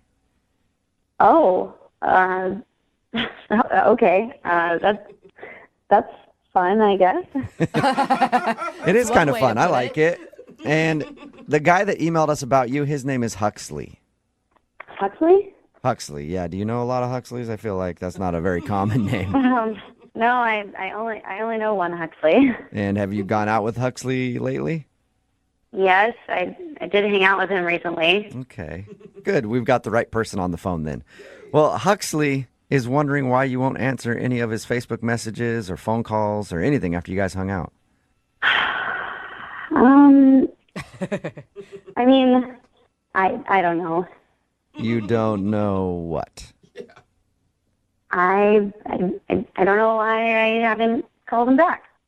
What? Come on. Yes, You have to know why you haven't called him back. There's got to be a reason. I don't know if I should talk about it. Why not? He's the one that's asking. I mean, this is a radio station. Yeah. But I mean, he contacted us to get a hold of you because you won't tell him, and so he's confused. Is there anything that you can tell us? I mean, we used to be really good friends in college. Come on, you gotta give this man something. He has been crushing on you hard for a really long time. He has? Yeah. He says he's had a crush on you since college, and you always had a boyfriend, so he could never ask you out. And then he saw that you were recently single, so he decided to take the chance, and you guys actually went out. Yeah. And now he wants to see you again, but apparently you're not calling him back. I mean, it's really flattering, but I don't think I'm going to go out with him again. Oh, but you should have heard the way he described you and your beautiful smile and how lovely you are and what a good person you are. Super cute. I know. I mean, he is a really nice guy. I mean, Huxley is great. Okay, so if you like him so much and he's a really great guy, why not give him the respect of at least letting him know why you don't want to go out with him again? Okay, fine. I just don't want to date a guy who's been divorced. Wait. What? You don't want to date a guy who's been divorced? No, it's a huge turnoff to me. Well, Wait, though. Huxley told us that you were recently divorced. Is that not true? That is true. I just don't want to date a guy who's divorced. Wait, is it because you're just not ready to date yet? No, I don't want to date a guy with all of that baggage from being divorced. It's a lot to deal with. But You you're can see how that divorced. sounds a little strange, though, right? Like, you're divorced, and you're saying you don't want to date a guy who's divorced? Yeah, I mean, it's just different. It's very different. All right, so even though you've been divorced, you just will not date a dude who's been divorced. Yeah, that's right. You understand how hypocritical that sounds, right?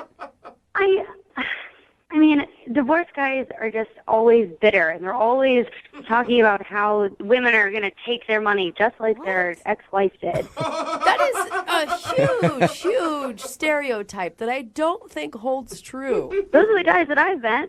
I know a lot of divorced dudes, and I've never heard one of them say that, actually. Well, you're not dating them, are you? No, unfortunately, because a few of them are loaded, and I would love to take their money. Hey, Alicia, it's very interesting reasoning. Thank you for being honest with us and giving us an answer. Yeah, I just prefer a single guy who is completely unattached. That's just my thing. Okay. And my thing is surprising people by letting them know that somebody's on the other line when they're listening. And Huxley is actually on the phone and heard this whole conversation and wants to talk to you. No, he's not. Yep. Yeah, I'm here. Okay.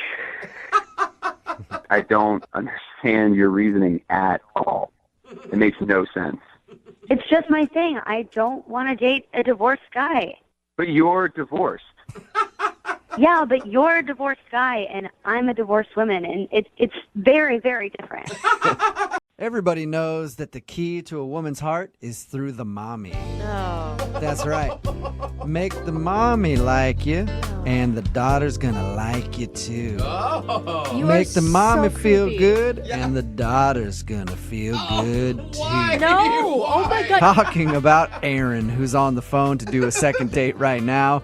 He made a very awkward joke about his date's mom, and he thinks that's the reason he's not getting a call back. If you missed the first part, he met a girl on Tinder, showed up at her house, and her mom answered the door.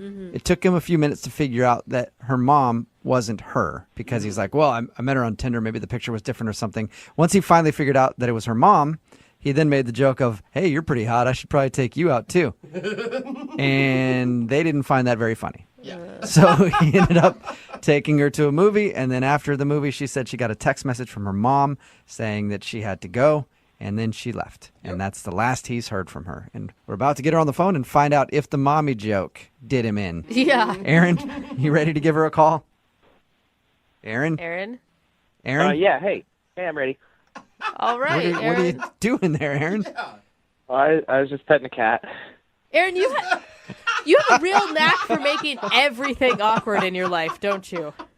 Yeah. All right. Just petting a cat, huh? All right, Aaron. Yeah, I can understand it. Let's concentrate. How do you not pet a cat? Okay, yeah, I'm ready. Cat's off my lap. All All right, good. I'm going to dial her phone number right now and find out why she's not calling you back, okay? Okay, cool. Thanks. All right. All right. I'm going to dial the phone number. Here we go.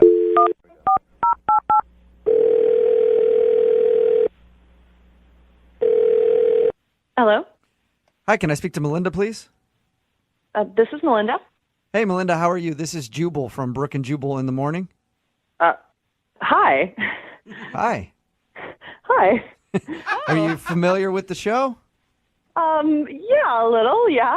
Hi, Awesome. Melinda. Okay, what's up? Okay, cool. Yeah. Oh, hi. Wow, hi, everyone. Yeah, Everybody we're- is we're here. all here. We don't normally do these phone calls where people actually know who we are. Usually they're always confused. I'm still confused. Don't get me wrong. Okay. Any idea why we might be calling you today? Is it a prank thing? No, that would be a really bad prank at this point. Yeah. No. I guess that's true. Congratulations, Melinda. You're about to star in a second date. Oh, wow. Oh, okay. Yeah. All right. Do you know who would have emailed us? There's two options. I went out recently with a guy named Aaron, and then I went out with a guy named Mike. Okay. Oh my God, I'm sad for you that you have multiple options for this. Yeah. No, you're yeah. Well- it's horrible. Don't ever be single. Don't ever be single. Out of those two dates, which one do you think would email a radio show to call you? Aaron or Mike? Ooh, it's still difficult. Wow. I'm guessing Aaron. Congratulations! Oh, man, she You is on guessed fire. correctly. Did have chemistry. Aaron emailed us and told us about your date and wanted us to get you on the phone and ask why you're not calling him back. And he seems like one of the most awkward people ever. He's quite special. Like he's oh god, he's a very special guy. Like he's not like my special guy, but it was a bit of a weird date. Yeah. It's not, I mean, even his recap of the date sounded kind of weird. Oh, what's his take on it? His take on it was that he showed up to your house, and I guess your mom was there. You live with your mom or something? Yeah. Okay. And at first he thought your mom was you. Yeah. Which is, So I he mean, told us about that. an innocent mistake. Yeah, and then he told us about the awkward joke that he made about, hey, you're kind of cute. Maybe I should take you out too, to your mother. Yeah. Okay, wait, you're laughing now, but he said that it was dead silence from both of you when he told the joke. Oh yeah, of course. I'm laughing now because it's so cringeworthy. The first 10 seconds of your Tinder date, and he's hitting on your mom. Like, And did you know he was joking with that, or did you think he was serious? he didn't really make it that clear. Like he was like. We all hoped he was joking, but like that's why we weren't laughing. All right. So all that happens, he kind of hits on your mom in front of you, and it's awkward, but you still decided to go out to the movies with him. Why? I thought I'd give him a chance. He didn't seem like a mean guy. He was just really awkward. Okay. Okay. Special. That's not even the weirdest thing that he did. It's not. Really? He upped himself. Yes, he stepped up the game. We were standing in line at the movie theater, and he was so nervous that he turned around and he said, you know, like that comment that I made about your mom, I didn't really mean it. And I said, I know, I don't want to talk about it ever again. And he was like, no, like you're my type. And I said, thank you. Like, I get it. And he takes out his wallet. He's like, no, I'm going to prove it to you. Like, you're really, really my type. And from his wallet, he takes this folded, like, torn out paper from a magazine. And it's, like, super worn. Like, so it's been there for a while. Okay. And he unfolds it. And it's a picture of, like, a model in a wedding dress. What? And he goes, see, like, she even looks a little like you. Like, this is like my perfect chick. What? Wait. From the magazine? He pulled out a wedding picture of a girl in a bridal gown and said, "You're my type because you look like this woman?" Yeah, no, he said, like, this is my perfect chick. You even kind of look like her. I always carried her with me. It's like remind me of what I'm after. And whoa. What did you say? Yeah. I was speechless. Excuse me, I have something to say. Excuse me, I have something to say. Okay, Aaron, we'll get to you now, I guess. What? Oh, Melinda, that's Aaron. He's actually on the other line listening and wants to talk to you. Yeah. Oh my gosh. Yeah, and if you couldn't hear me over all your chuckling, I have something to say. You know, okay. I don't normally show that to people. I just pulled it out because I felt like I messed up so bad with your mom and you, and I wanted to show that, I wasn't interested in your mom. Whoa. Is this for real? Is this really happening? Yes, it is. Okay. I was trying to flatter you. How did you think that would be good? Like that would work? No, like I said, that's a picture of my perfect chick, and you look like her, and you're my type, not your mom. That is like one of the worst ways I've ever had someone do that. Aaron, do you not get that, like, I don't know, seeing anything in a wedding dress on a first date that's already going pretty poorly is going to maybe backfire? Well, I mean, the wedding dress isn't what's important. That's just a happenstance, I mean, the point is, that's like the perfect girl for me, and Melinda sort of looks like her, and that's the point. Okay. That is so weird, man. Oh, thank you. Yeah. So now you guys know why I didn't call him back. No, I still don't get it. I think that was a very nice compliment. Jubal loves when you pull out wedding scrapbook material. How long have you had this picture in your wallet, Aaron? It's like 3 years. Dude, Aaron! And not to mention, I mean, the wedding dress aside, okay, even if that's not the point, you're basing your ideal woman on a picture of someone. That's also, like, kind of shallow, man. Jeez, guys. I thought you were going to be on my side. I mean, it's just a photo in a magazine. A creepy photo that you showed me, like, on our first date. What? Well, I wouldn't have had to show you the photo if I hadn't accidentally asked your mom out. Oh, my God. Yeah, if that wouldn't have happened, you would have never known that photo was in his wallet. I guess it's good that I knew early on, so thank you. That's great. That's good. Aaron, I mean, I guess you have good intentions, but it sounds like nothing went right on this date. No, well, you guys are forgetting about how great the movie was. That's true. Oh, right. You did say earlier that you really liked the movie you guys saw. Well, in that case, oh my God, Melinda, would you like to go out with Aaron one more time? We will pay for a second. No. You didn't even let me finish. Yeah. We'll pay for it. No, I'm good. Thanks. You are his dream girl, Actually, she isn't really my dream girl. My dream girl is in the photo for the magazine in my wall. Oh. Okay. Oh my gosh. So you kind of sort of that's a definite no. look like his dream girl. All right, well. I don't understand why dating is so hard for people. Why? Especially now. I feel like the bar has been set so low that really all you need are 3 things to be successful in dating. Really? A pulse, a slight command of whatever language it is that you want to speak on your date, Only slight, and some sort of currency or a working debit card so you can either pay or chip in for the date that you're on, and it should be successful, and you should get a second one. There's already 2 or 3 people that are saying that's too much for I know. me. They're like, I damn, can't- see what I mean? Dating is Yeah. so hard. And Aaron is on the phone right now. Unfortunately for him, his date didn't go very well either. What's up, Aaron? How are you? Hey, Aaron. I'm all right. Hey, Aaron. So, Aaron, are you talking to yourself or us? I could probably guess why your date didn't go very well. sorry, I'm really nervous. That's okay. Poor thing. My name is not Aaron, but my middle name's Aaron, so we can go by that. How about that? So it's all good, Aaron. You didn't make a mistake there. Cool. All right. Oh, well, my gosh. let's get into it. Aaron, tell us a little bit about the girl you want to call today for a second date. So yeah, this is Melinda. This is? Are you changing your name now, Aaron? No, Jubal. To Melinda? Just give him a No, break. I was Leave saying him alone. this girl is Melinda. My bad. Oh, I'm sorry. okay. I met Melinda on Tinder a couple weeks ago, and we had a date last week. And it was a little strange, but I thought it was a good date, and now I haven't heard anything back from her yet. Okay, and how was it strange?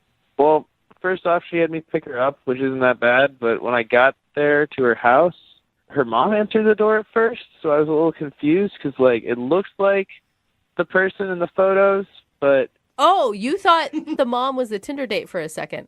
Yeah, so I kind of flubbed up in the beginning. Oh, no. By hitting on her mom? Yeah, I mean, I thought it was Melinda at first, so I just was like, oh, hey. And I was trying to be nice because I thought maybe, she had just changed the photo or photoshopped it or something. And I was like, well, you look nice. So how long did you hit on her mom before you realized it wasn't her? I mean, maybe 20, 30 seconds, not that long, you know? Okay. And you look nice is a pretty innocent thing to say. Yeah. Does she live with her mom, or was her... I mean, yeah, she lives with her mom, but she's really cute. And, Wait, now I'm confused. The mom or Melinda? well, actually, both of them a little bit, but mostly Melinda. She's definitely the cuter of the two, you know? Okay. So she's a little bit cuter than her mom, but you'd take either one. Yeah, but I mean, I want to be clear. It's Melinda that I'm interested in here, you know? Got it. When you guys talk to her, I want to make sure this is what I feel might have ruined the date in the first place, so I don't want to end up digging myself in a deeper hole. Wait, what do you mean by that? Well, when Melinda walked in and I realized that it was her mother I had been talking to begin with, I made a really bad joke. What was the joke? Oh, no. Well, I looked at her mother and I said, you look so good, I might as well go out with you. What did her mother say? They just kind of looked at each other. Oh, no, they didn't want So it didn't go over like you thought it would. No, I kind of laughed a little bit trying to break the ice, but it didn't really land. Oh, man. So you really started off this date right. Yeah, it wasn't the best start, but then we ended up going out. We saw a movie, and that was good because then I couldn't talk anymore. Smart. Let's go somewhere where I don't have to say any words because I clearly keep digging myself in a hole. Yeah, pretty much. It felt good not to have to talk. No pressure. So once the movie was over and you had to engage her again in conversation, how did it go? It was okay. I asked if she wanted to go get a drink after, but she said that her mom had been texting her and she had to go back home. Okay. Was there a reason or details? Was it an emergency? No, she just said that her mom was wondering where she was. And you are over the age of 18, right? What? Oh, yeah, definitely. Okay. And she is, too? Yeah. All right. So her mom wanted her to come back home. No, and then- she didn't say that. She just said that she was wondering where she was. I mean, I thought it was a little strange, too, you know? It's not the best exit. Yeah. Yeah. Because, it's kind of apparent. I mean, you picked her up at her mom's house. She's on a date. Yeah, I thought it was fishy, too. You know, I asked to see it, and she wouldn't show it to me. You asked to see the text message? What? Yeah. Okay. You called her on the line? Show That's, me. yeah. I don't believe you for 1 second. Show me that text message. If not, I'm going to get drinks with me right now. Oh, Dude, no. that is a guy who is definitely struck out on Tinder before. Yeah, I realized that was probably the end of it right there. But Why do you want to call her again? I mean, everything about this date sounds horrible. I mean, I had a good time with her. At what You point? did? When you weren't talking? Yeah, the movie was great. Okay, so everything other than the movie was terrible. Well, I mean, this is my second Tinder date, and the first one looked nothing like the picture. This one, at least, definitely was the right person. I mean, even her mom looked sort of like the person. Okay. And Yeah. and that is a success in today's dating world. At least it was the right person. All right. Oh, my God. I'm going to go out on a limb here and just say you probably didn't kiss at the end of the... Brooke and Jubal's second date update. Lydia, when you think of true love, what's the first thing that comes to your mind? I don't know, Disney movies. You know what comes to my mind? A game of darts. Yeah. Everybody knows that's where true love is found, around a dartboard. Am I right? Yes, I am. Is it because the true love is between you and alcohol in a bar while you're playing darts? Yeah, because that's where Heather met Rick. Heather is on the phone with us right now. Heather, how are you? Hi, guys. I'm okay. How are you? Pretty good. Thank you for your email. Now, you met this dude that you want us to call. His name is Rick. You met him at a bar, and he taught you how to play darts. Yeah. Tell us about meeting him. So, like last weekend, I went to this bar with a couple of friends, and guys usually approach me. So, Rick came up to me. Heather, can I stop you 1 second? Yeah. Did you just say guys usually approach me? Yeah, I heard that. Yeah. I like the confidence. I'm not. too. So guys hit on you a lot? Yeah. Okay. It wasn't even like a humble brag. No, it was like it's just like, hey, yeah. dudes hit on me Well, all the time. I mean, it's just like what happened. So, It's a rough life for you, Heather. All right, so Rick came up and hit on you, and you liked him a lot. oh my God. Yeah, like he was super cute. And I don't know, we just had like a really fun time. And seemed so smart. Like he was talking about all this stuff, and like half of it, I don't even know what it meant. But it just, you could tell like with the words that he was using that he was like super smart. And like 3-syllable words. Right. All right. And you actually didn't really go out on a date with Rick, right? I mean, it was practically a date because once we started talking, like I didn't even talk to my friends for the rest of the night. We just were totally into each other and hanging out. And, you know, he was so complimentary. And he bought all my drinks. He bought me chocolate martinis. And so then he's like, let's play darts. And I was like, oh my God, I don't know how to play darts. Of course so he taught me. And you guys, it's so hard, but it was so much, like, you have to, you know how to play darts? Yeah, I know. No, I know how to play darts, but the It's like- first time learning it was pretty, yeah. That huge range of motion that you need Gave for me your a wrist. carpal tunnel. Well, it was just like, yeah, the dart in that circle is so small, and you have to stand so far away. Yeah, I know. It's a difficult game. It's hard to Yeah, So- it was hilarious. Like, we were laughing so hard. I mean, I bet. I was also worried I was going to hit somebody with a dart. Well, I yeah, didn't. because like bars are crowded with people standing around the dartboard. I don't know why they do that. You know what I mean? Yeah, and people aren't really paying attention, but it was really Yeah. fun, and So, is this new territory for you, Heather? Because you said that guys hit on you a lot. Yeah. And I feel like if guys hit on you all the time, you're used to dudes that just like keep bugging you and don't know when to go away. yeah, that's how it usually is. I think that's why I'm like my head feels scrambled because like I just don't know. Like so at the end of the night, you know, I kind of wanted to leave him wanting a little more. That he didn't ask for my number, and I figured maybe he was being shy. So I put my number into his phone. Okay. And then I just like texted myself stuff from his phone, so I would have his number. Right. And I handed his phone back to him, and I was like, "So my number's in there. Give me a call." I like that move, Heather. As a guy, I like that move. Whenever girls like, give me their phone, here's my number, hit me up. It's nice when they do that, so you don't have to ask them. Thank you. Yeah. I thought so. So then I just like kind of gave him like a quick peck, just real quick, just on the lips. Uh-huh. So, you know, Yeah. give him a preview, and then I left and I haven't heard from him. He hasn't contacted you at all. No, nothing. And I never ever do this because I couldn't believe he didn't already call me. But I texted him the other day, Uh-huh. and I didn't hear anything back. And that's why I emailed you guys. All right. Yeah. We can make dreams come true on this show. Or break them. Either one. All right. We're going to play a song, come back, call him, and get your second date update, okay? Thank you. You're welcome. Moving 92.5. Brooke and Jubal in the mornings. Second date update. Hey, Heather, have you ever gone bowling before? No. No? Okay. That's another tough sport, too. Kind of like darts. They're both very difficult things to do. It just doesn't look that fun. No, it's not as fun as darts. Heather is on the phone with... People or fat people. You're right. Bowling is for old fat people. Oh, okay. That's a little harsh. I like to bowl. Don't be jerks. And Lydia's old and... Sorry, Lydia. I'm not fat. All right, keep going. Heather is on the phone with us. She wants us to call a dude that she met named Rick. Rick showed her all about the great game of darts, which she had never played before when she was out at a bar. They hung out. He seemed like he liked her. She doesn't get turned down a lot, but since then he hasn't texted her, and he's got her number and everything else, and she's tried to text message him with no response. Heather, are you ready to give Rick a call? Yeah. Okay. You okay? Yeah, I just want to, like, it's giving me little headaches. Like, do you know when it ever feels like there's, like, lightning in your head? I do, actually. Yeah, sometimes. Jose, I think can feel you. I feel like it's giving me headaches. I just want to know why he...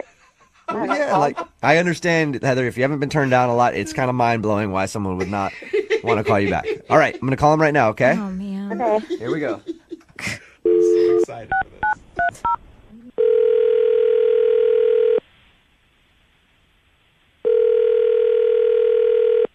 Hello. Hey, I was looking for Rick. Yeah, this is him. Rick, how are you, man? This is Jubal from Brooke and Jubal in the Morning on Moving 92.5. I'm doing good. This is a radio station? Yes. I'm assuming you haven't listened to us. No. All right. Did I win something? No, you did not win anything, but you do know a friend of mine, and that's why I'm calling you. Okay. Her name is Heather, and you met her recently at a bar. She's pretty good looking. You played darts with her? Yeah. Wait, that's your friend? Yeah, it's a friend of mine, and she was telling me all about, like, she was telling me about hanging out with you, and Still laughing. No, this is very strange. I mean, you're calling me about a girl I met at a bar playing darts. yeah, that's because she liked you so much. She, was talking about it, and I was like, well, let's give him a call. Would you call her? And I just, because I know her. Would you call her a little absent-minded, kind of? No, I mean, she knows what she's thinking, which is not much, but she knows it. Come on. So but I wouldn't call her absent-minded. There's got to be something there. Rick, is that the reason that you don't want to go out with her or call her back? That you feel like she's... It was a great time I had with her, and she made me laugh, maybe because she was so ditzy, and she's beautiful. She's a very good-looking girl. But, I mean, she couldn't even say, like, Barack Obama. She was calling him, like, Barack Osama or something like that. Wait a minute. That's not right? Yeah. Exactly. Now I know why you guys are friends, but, All right. So you didn't feel like Heather was smart enough to date? Some of the things she said were kind of ditzy, but what I found out later is what really turned me off. What did you find out? I have a small bladder, so I have to go pee quite a bit. Oh, and I feel you on that. Every time that I went to the bathroom, she was accepting drinks from every single guy in that bar. What? Oh, really? Oh, my God. And I found that kind of rude that if you're with somebody, not that we were together, but, obviously it's pretty obvious that, she was into me and I was into her, and you would maybe turn them down or, not laughing, Why would I do that? That's so stupid. Hey, Rick. That's not rude. Like, that doesn't even make sense because that's what bars are for. Rick? Yeah. Heather is on the other line. I got that. Okay. Yeah, and you know what? Just so you know, another guy that I met is trying to call me on my other line, and I'm not even going to answer it because I want to talk to you. Oh, lucky Yeah, you. Rick. Listen, first of all, you could even maybe look at it like I saved you money, and third of all, I don't even know, like, I just don't like to be by myself. I have, like, social anxiety issues. So that's not talking to people, but... So what? That's what bars are for. That's why you go to a bar to have drinks. Okay, but listen, when you're accepting a drink from a complete stranger, obviously because all he wants is to get laid, that sends the wrong message out. You're a complete stranger. And if you're with I didn't meet you until obviously, then. You're into me, and you take that drink, you're really telling me, like, okay, well, it's cool to hang out with you, but, oh, my God, I'm getting all these drinks from every single guy in this bar. Yeah. It's so hot. Look at me. Yay, yay, yay, yay, yay. I didn't do that. And when you came back, I gave you all my attention. The entire night, you had my attention, except for when you were in the bathroom. I'm not going to go into the bathroom with you. That's disgusting. Fair enough, Heather. Yeah, Fair enough. Very good point, Heather. The fact that you don't even understand what I'm saying, it just proves to me that you're just not, you're not all there upstairs. Oh. I don't even know what you're trying to say. I don't know what that means, but it doesn't sound like it's very nice, so you. I mean, listen, I didn't say I was upset at all. I sat on anyone's lap or anything while you were in the bathroom. It did not upset me. It just kind of it was a turn off for me. Not to mention that you didn't even know who the president is. Yeah, I do. Yeah, what's his name? Brock. Hey, Heather, All right, I'm gonna say from a guy's perspective, it is kind of lame when you come back and a girl that you're hanging out with has accepted a drink from another guy, or you think that she's flirting with other dudes while you're there. It really is. It might not seem like it to you because you're like, whatever, guys are giving me free drinks, I'm going to take it. I would probably take a free drink too, but I can see Rick's point on this. You just don't take drinks from strangers with somebody else. Period. I can't help that. I don't control what they do or how good I look because I know I look good. Okay. So you know what? It's fine if you don't. I'm not going to beg you to go out with me. Obviously, I can get somebody else. And you know what they say about guys that have tiny bladders anyway. It's not very attractive. Hey, Heather, I can't let you go there, all right? I have a tiny bladder, too. And even though it might be true, I don't need you pointing that kind of stuff out on the radio. All right? At this point, Rick, I would like to ask you if you'll go out on a second date with Heather. I will pay for it. Yeah, I don't think it's going to happen. I'm sorry, Heather. It's just, Don't be sorry because now I don't want to go out with you. You sound like an awful human being. Just because you're smart doesn't mean that makes you nice. And you know what? You went to that bar alone, which means you can't find anybody else. Hey, Heather. Yeah. Heather, you're right. Being smart doesn't make you nice. Being hot, though, does. So good for you. You're a good person. I don't have to be nice. I'm good looking. That's what I said. But, you know, I'm kind of glad that I saw that beforehand. I mean, there you go. Thank you. Well, I'm glad too. So have fun at your like going to the bar with your, what did you call them, your compadres every couple nights? I call them colleagues, yes. Whatever. Amy, are you a know-it-all? No, why? Okay, because I think that might be your problem. If you're just tuning in for the second date, Amy met this guy named Bryce. They were getting their oil changed. And she pointed out when we were talking to her about that she normally likes to change her own oil. Mm-hmm. And then the two of them went out to like a painting thing that they were doing at a bar. And then she talked about his art and said, he actually did a really good job. Are you a one-upper, Amy? I don't think so. Okay, all right. You sound a little bit like a one-upper to me. Like we're going to get him on the phone for the second date, and he's going to answer, and you're just going to come on and be like, my cell phone reception is better than yours. No. You're not going to do that, are you? No, I promise I won't do that. Okay. You're kind of self-conscious, though, thinking about how your date went now, aren't you? Right? Yeah, you guys, I'm freaking out. Again, Amy went out with this dude. He hasn't called her in a couple weeks. She's tried reaching out to him, and he hasn't responded at all. So we're about to get him on the phone and find out why. Is there anything else going through your mind that could be a possible reason why he's not calling you back? No, I'm really nervous now, though. Yeah, well, I'm more nervous than you are. Oh, you're one-upping her. I see what you're doing. All right, I'm going to That dial was a one-upper. I'm going to dial this phone number right now, okay? Okay. Here we go.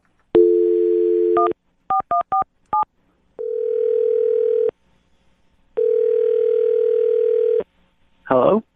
Hi, is this Bryce? It is. Who is this? Hey, Bryce, how are you? This is Jubal from Brooke and Jubal in the Morning. It's a radio show. I don't get calls from radio shows very often. Yeah, I know it could be kind of weird. Listen, I'm calling you because one of our listeners actually sent us an email about you and asked if we could track you down. You have any idea who I could be talking about? No. Do you remember going on a date with a girl named Amy? Yeah, I do. Okay. Well, Amy emailed us and said that she had a really good time on your date, but it's been about 2 weeks now and you're not calling her back. So she asked if we could get you on the phone and find out if something went wrong. I really don't want to talk about it. You don't want to talk about it at all? No, I'm good. Just like 2 minutes. I don't know about that. She described the date to us, and it sounded like everything went fabulously. Yep. So why wouldn't you call her back? I just, this is so uncomfortable. Look, this is really awkward. She described the date to us, and there wasn't an awkward moment that she could think of from your date. And she said that at the end of it, you kind of... not. Say that one more time? I imagine not. Okay, so was there an awkward moment, or wasn't there an awkward moment? I wouldn't call it exactly awkward, but there definitely was a moment that I just did not like. Whoa. What happened? Okay, I'll tell you. We went to this drawing thing. We did this, drew pictures and made like a flip book. Mm-hmm. Yeah, she told us about that. She actually said that you did a really good job. Yeah, she told me that. She, came up to me after and said, "Wow, good job." And she went in for a high five. Mm-hmm. And I wasn't expecting that level of force. Okay. So she high-fived you really hard? Bottom line, my arm is in quite a bit of pain still. From a high five? Yeah. I haven't really been to see a doctor yet, but I'm starting to get worried. My arm's in a sling right now. It really hurts still. Oh my God. Are you saying that she injured you with a high five? Well, it may sound funny to you, but I had shooting pain up and down my arm for the rest of the time we were in there, and she wanted to go out and get drinks after, and I told her I had work the next morning, so I left and went straight to the pharmacy and got a sling for my arm. Really? Your arm is in a sling because she high-fived you so hard. Yeah, and it still hurts. I don't know if there's nerve damage or what. But she's a nice person, but she's super aggressive, and that was a little too much for me. Wait, so high-five the you're Incredible Hulk or something? you're intimidated by her because of her high-fiving injuring your arm? I'm not intimidated by her. She injured me. My arm hurts.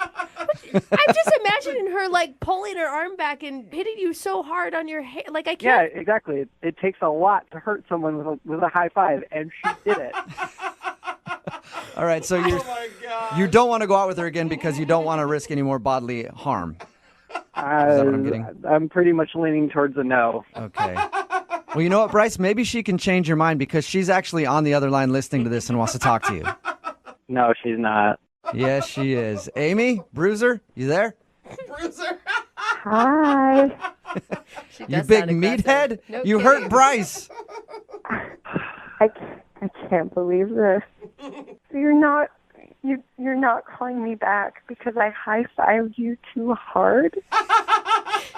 It hurt. Oh. It was so aggressive. I'm not into that. Amy, can I ask, do you try to come off as maybe a little bit harder than you are? Or tougher? Maybe because I'm so little.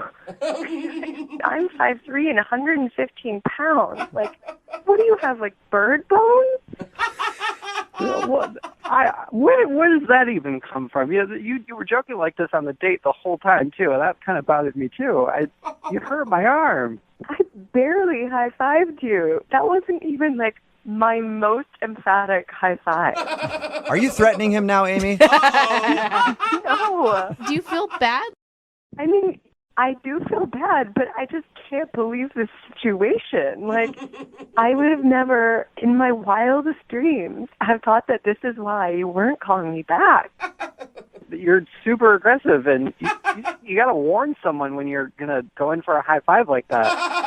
Some kind of heads up. What else did I warn them about? Like, if you need a warning for a high five, like, how are you going to get through your day, man? I don't really know what else to say here. You hurt me, and you're not even apologizing for it. Oh, okay. I'm sorry, you little baby. I'm sorry I hurt your little wrist. That's helping. That's helping a lot. Oh, you little baby. Do you want an apology? I'm sorry.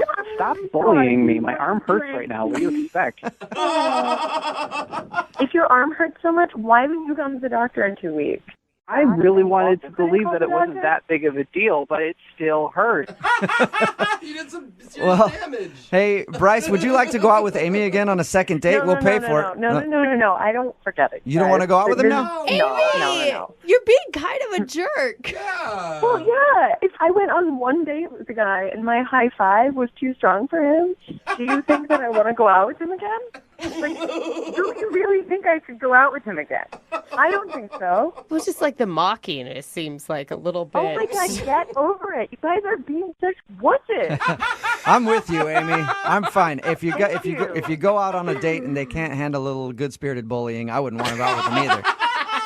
So, Bryce, I'm assuming you're not into going out with Amy one more time? Definitely not. No, Okay. I'm really okay. All right. Go get my arm checked out I'm now. okay Thanks. too, Bryce. Bryce, thank you for your time. I appreciate it. You go put some ice on that arm, okay? Will do.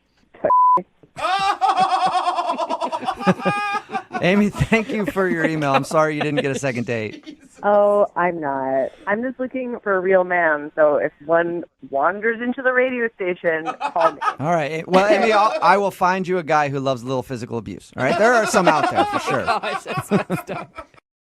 The best way to break the ice with somebody is to get lubed up together. Whoa. Okay, Isn't that- This is already. Isn't that right, Amy? It is. It is indeed. It is. Yeah. Amy got lubed up with the guy that she went out on a date with. His name is Bryce, and I guess they met while they were getting their oil changed for their car. Oh, thank God. So did you guys meet like in the waiting room while you're getting your oil changed? Is that what happened? Yeah, it was like a movie, like a really low budget movie about two people getting their oil changed. You're really lucky. I'm always like stuck in there with some old dude that loves the popcorn too much. Yeah, right. Yeah. Well, I actually usually change my own oil, but I had a really busy week that week, and so I was like, all right, like lap of luxury, I'll go have someone do it for me. All right. How'd you guys strike up a conversation? Oh, I kind of like noticed him looking at me, and we were the only two people in a waiting room. It was like first thing in the morning, so there weren't like a ton of people, and I don't know, it was just like a friendly vibe. So we started talking, and I thought he was really cute and like easygoing, and like the guy who like didn't know a lot about cars, but was like he was kind of trying. Like I like cars. My dad taught me about them, and I was kind of like giving him a hard time. So you're basically just emasculating him, being like, you don't know what you're saying. I changed my own oil. I'm only here because I didn't have time today. What about you, chump? No, I was really nice about it. I would think that would be really attractive to a male, like a girl who is really hands-on and mechanical. Yeah. I mean, it seemed like he was into it because we actually went on a date from there. Like straight from the oil change place?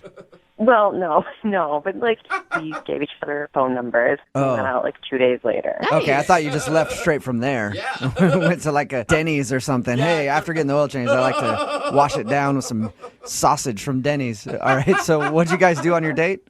So I have a couple different hobbies, and we were talking on the phone. We weren't sure what to do, so I take this painting class on Thursday nights, and it's really cool. It's like a painting, but also like that night was like stop motion night. I don't know. It's great. So you like do all these drawings where they move incrementally. So at the end you get like a flip book. It's cool. It's cool. I know I sound like a dork, but it's cool. And so, I mean, he knew that that's what he was going to. He was excited about going to this class with you? Yeah, I was like, I know this is super nerdy, but it's actually really fun. I would have just gone off board and made like a pervy flip book for you to look at. Yeah, actually, this was pretty good. Really? Okay. All right. So he impressed you with his artistic skills? He did indeed. His sensitivity and his artistic skills. He showed me what he's working on at the end of class, and it was really good for a first-timer. And I thought we were having a fun time. So after the class, I was like, do you want to go get a drink? Something really low-key. And he said he had to get up early. And I think I, ribbed him a little bit about that. I, called him a party pooper or something. How early in the evening was this? It was 9 p.m. It was borderline. So that's pretty late for a weeknight, I feel like. I don't think so. I think 9 p.m. is early for a weeknight. Yeah, because you sleep 2 hours a night. You Yeah. are not one that gets to judge how much sleep people actually need. But we get up to do a morning show. Like if you're getting up at 8, 9 in the morning to go to work, 9 o'clock is not necessary. That's kind of turning in early. I would think. Maybe not. No judgment, first date. It's okay. Yeah. I'm, boundaries. I'm a modern girl. So how did you guys end things? Did he make any plans with you to see you in the future? We talked about it. He walked me in my car and we had a quick kiss, and he said he would call me, and he hasn't. And it's been a couple weeks, and I reached out to him once, and then I just left it alone because I didn't want to overdo it.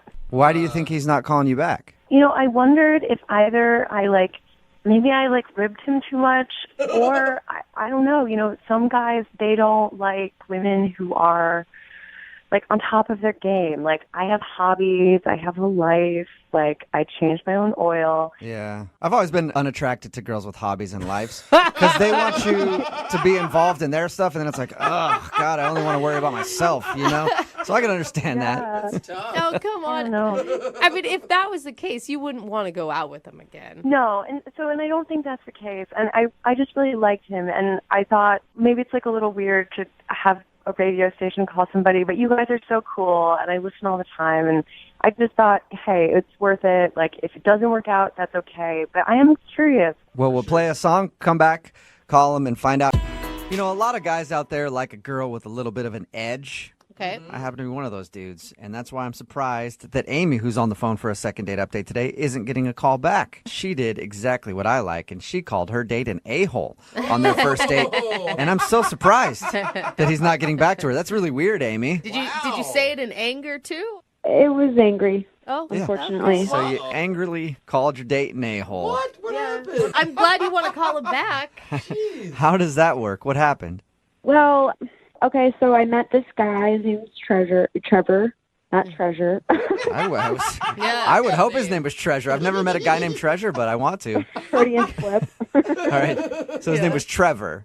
Trevor, right. And I met him online, and I thought he was really cute, and, you know, he said he liked to work out, and he said he loves food. And then that's kind of what prompted me to start talking to him, and we were talking about what the kind of food we love, and he was like, there can't be one person in this entire world who doesn't like a grilled cheese sandwich. And I was like, oh my God, I feel the same way. And that's when you got into it. That's when you said, screw you, you a-hole. I love grilled cheese more. No. This was over the app, you know, just like back and forth. And then we started texting, and we were like sending pictures of grilled cheeses to each other. And I was saying, like, I make like the best grilled cheese. Like, it's my favorite food. I've got this great recipe. And I was like, you should come over and I'll make it for you. Are you really are you really that passionate about grilled cheese, or were you just using this as a cute ploy back and forth? No, I really love it. Seriously, it's like my favorite food. I order it anytime a restaurant has it. I'm like a grilled cheese aficionado. See, I always feel like it's a ripoff. Like, grilled cheese so cheap to make, overcharged on the menu. It's usually overcharged, I'll give you that. But, you know, when you got all those different kinds of cheeses in it with the sourdough bread,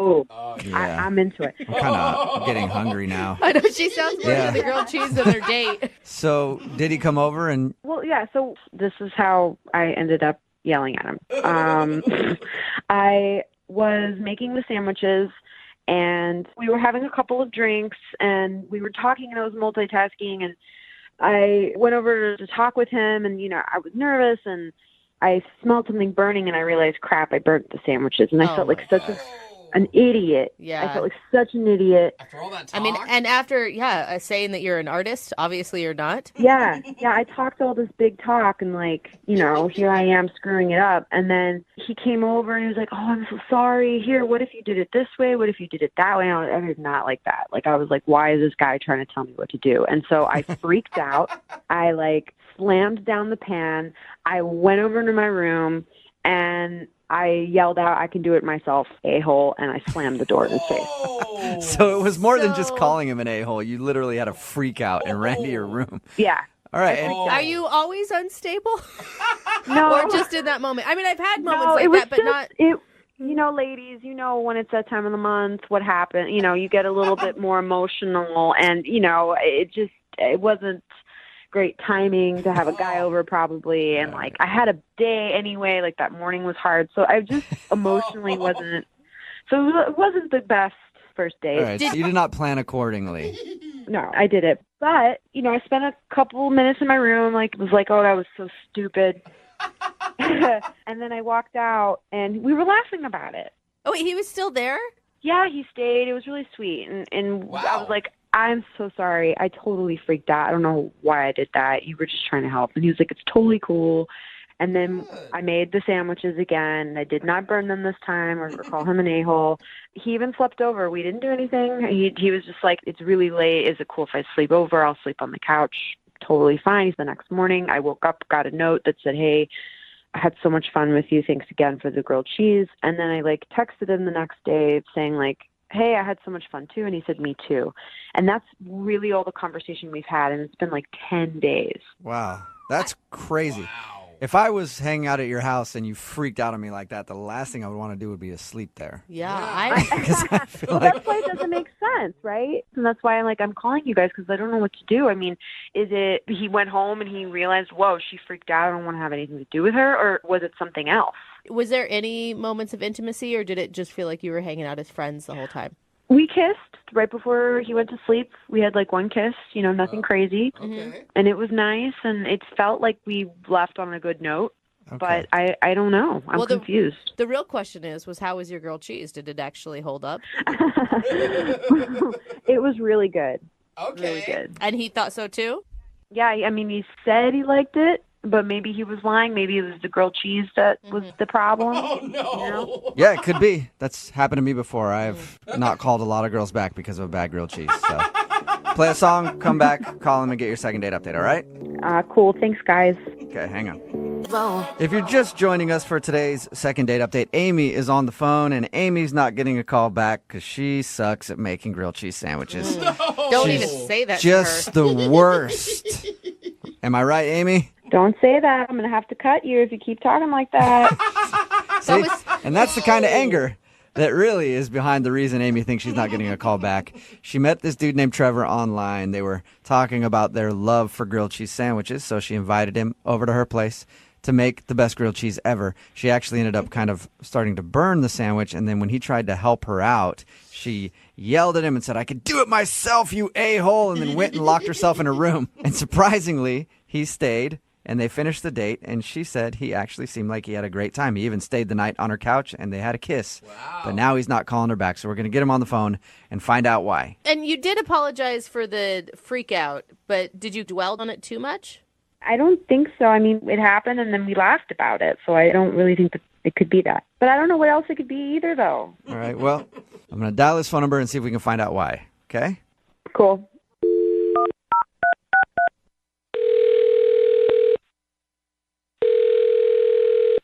Hello?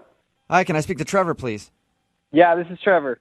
Hey, Trevor, how are you? This is Jubal from Brooke and Jubal in the Morning. Okay. Okay. Hi, back. Have you ever heard of Brooke and Jubal in the Morning before? Yeah, I think. Okay, what do you think it is then? It's a vote of confidence. You guys are like a radio show, right? Yes. A thing. And have you ever really listened? No, not really. I know the name, though. Okay, cool. Well, that's a start. The reason I'm calling you today is because somebody who does listen to our show wanted us to call and get a hold of you. Cool. Could be cool, could not be cool. You don't know yet. I guess not. Her name is Amy. Okay. Yeah. And Amy made you a grilled cheese sandwich. Yes, she did. She told you about that? Yeah, she did tell us all about that. We do a segment on our show called the Second Date Update. So Amy wants to know why you're not calling her back after your date. It's not that I'm not calling. This is not real. I don't want to, It's not that I'm not calling her back, but I'm not calling her back. Yeah. I'm not calling. No, it's just, I don't want to talk about that kind of thing. We had a nice time. It's just one of those things. Amy's the one that wants to know. I mean, we're asking on her behalf. She said she'd be willing to hear whatever it is.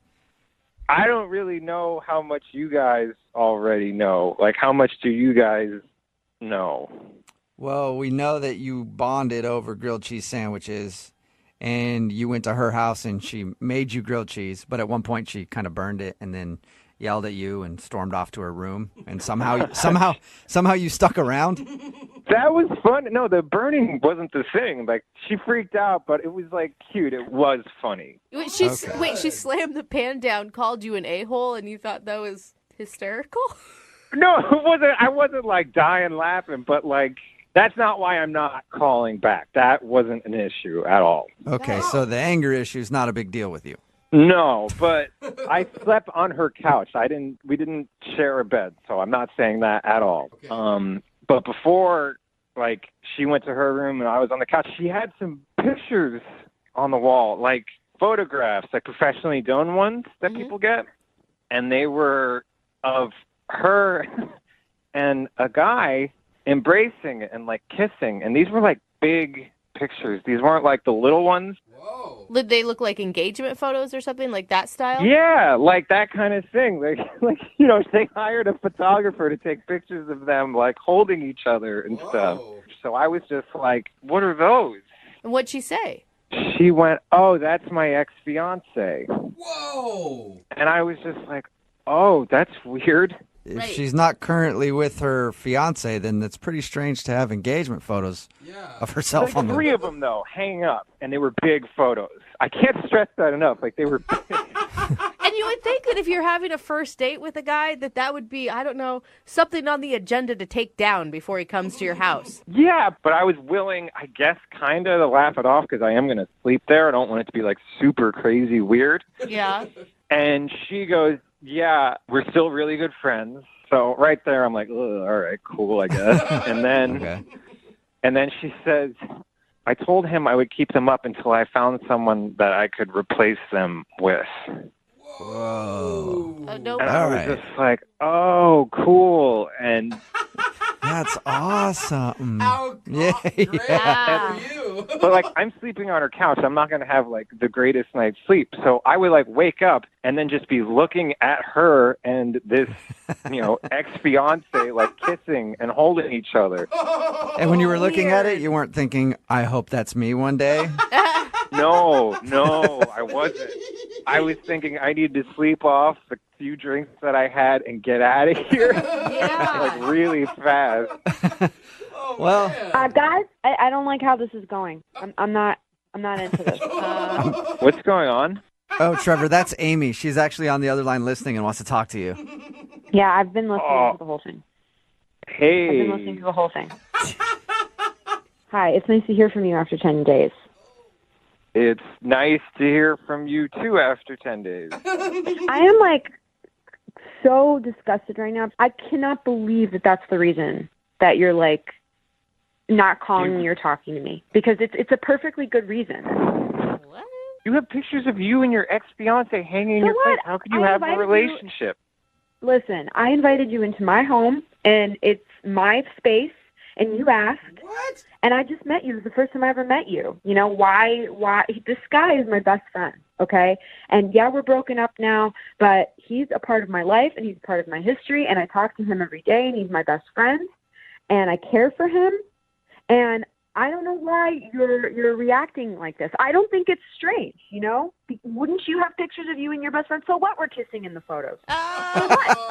Amy, I think that's the point, Amy. Yeah. I would never have pictures of me and another girl kissing if I had anyone I was kind of romantically interested in coming to my home. I met you for the first time. This is the first time I ever met you. I invited you to my house. And the only reason I invited you over is because we were talking about cooking and I wanted to cook you something. I'm not going to sit here and redecorate my house for some guy that, you know, I might not ever see again, which, by the way, I'm not going to because it's been 10 days since we spoke. All right, whoa. You need to slow down. This sounds way crazier than I already imagined. You sound like Crazy? You think I'm crazy? Well, you know what? You sound jealous, and a real man doesn't get jealous of other guys. Get over it. I don't even know if that's necessarily jealousy. It's just I kind of don't want to see. I'm not jealous. I'm creeped out. Amy, can't you see that maybe it's a red flag that you're not quite over your past engagement, that you haven't taken the photos down? Sure, fine. It's a red flag to some stranger who doesn't even know me, but I'm explaining to all of you people that he is my best friend and I care for him, and why should I take down photos for some guy I met online? But why would I do that? I have pictures of my best friend in my house, and none of them are me and that person embracing. Oh, well, I feel really sorry for you because all of you apparently have a problem with intimacy. No, I do have a problem with intimacy. And I'm willing to admit that. But it is strange to have a picture of your ex-fiance on your wall. You don't think so at all? He's my best friend. He's Okay, my best but friend. why don't you put some other pictures of you guys as best friends up and not the romantic ones? Listen, I wake up every morning and I look at those photos and I set an affirmation for the day. And I say, I am going to find a best friend just like that. It's my motivation and it's what gets me through the day, okay? Whoa. Okay, instead of all that, why don't you just try some, like, orange juice and light exercise? I don't think that's funny, and I don't appreciate your sarcastic tone, Trevor. I spent a lot of money on those damn photos. Why would I switch them out with some piece of crap? Because you're not engaged anymore, Amy. What are you, my therapist? Are you guys like my therapist now? Is that why I called into a radio show to get therapy? That's not why I called in. And I am so upset that these are the results that I'm getting from this. Guys, do you still need me on this one, or can I bounce? Actually, No. I need him Yeah. real quick. Trevor, would you like to go on a second date with Amy? We will pay for it. No. Come on. One more date. Make your own grilled cheese sandwich. I will happily make grilled cheese sandwiches alone. I don't want You're to. never gonna get one. You're never gonna get one like I made ever again. You're never gonna get another one like that. Oh. You mean burnt? You are such an ass. Don't say anything about my fucking grilled cheeses, okay? Because you'll never get anything like that ever again. Oh, man. That- I'm sorry, Trevor. It does sound like she hung up, too. Dude, what was that? Are you serious? He is an insane person. Oh, my God. I feel like you should have seen that coming after that whole burned grilled cheese incident. I'm just happy I'm alive right now. I'm lucky I got out of there alive. Brooke and Jubal in the morning. Text in at 78592 says, I definitely am scared of that woman, but I do want to try her grilled cheese. And I agree. She was very passionate about grilled cheese sandwiches. Makes you hungry. If you don't know what I'm talking about today's second date update with Amy and Trevor. We taped that while Brooke was still here. Jackie is filling in for Brooke on maternity leave. But Amy wanted to call Trevor. They made grilled cheese together. They bonded over the fact that they both love grilled cheese. so random. We got him on the phone and found out the reason that he wasn't calling back was because he stayed the night at her house on the couch and noticed that on the wall she had very, very big pictures with her and another guy kissing and being romantic. And then we found out that that was her fiance or ex-fiance. Yes. And they're really good friends now, but she doesn't want to take the pictures down until she finds a replacement for him. That is creepy, kind of. He was creeped out. Trevor was very, very creeped out by it and did not want to go out with her. But then she started calling him jealous and saying that it's his fault, like it's wrong with him. I don't know. Text in 78592. Would it bother you if you went over to somebody's house and they had pictures of their ex-fiance on the wall and refused to take them down? Imagine if there was worse wedding pictures or something but in the big frames. Yeah, just still up there. It just kind Staring of at you while sounds you're on the couch. sort of desperate. I can see, though, I mean, it's her house. She's not going to expect to have people over. This was a date that turned into a better date. But she so she's knew. required to take down her pictures. But wasn't the date already planned? Like, if you know he's coming over, you wouldn't take those down? Yeah. I don't know. Or aren't you a person who operates in life and knows that you shouldn't have pictures of your ex-fiance in frames on the wall if you're trying to date? Yeah. Anyway, she hung up on us. Hopefully he'll be okay. He might have to get a restraining order because she was very pissed at the end of the call. Remember, if you want to do a second date update, all you have to do is email the show and we will call the person. Are you single and feeling out of the loop? Put away that mouse and get out of the house. Join In the Loop, Seattle's brand new activities club just for singles. Go to intheloopsingles.com today. Moving 92.5. Brooke and Jubal's second date update. Not a lot of people know this about me, but when it comes to dating, I really like group dates. Really? I love them. Yeah, I think they're awesome. Group dates are great because you guys show up to the same warehouse at the same time. No. Put your keys in a bowl. No, you're not doing And then you this. just enjoy yourself for the evening, no strings attached.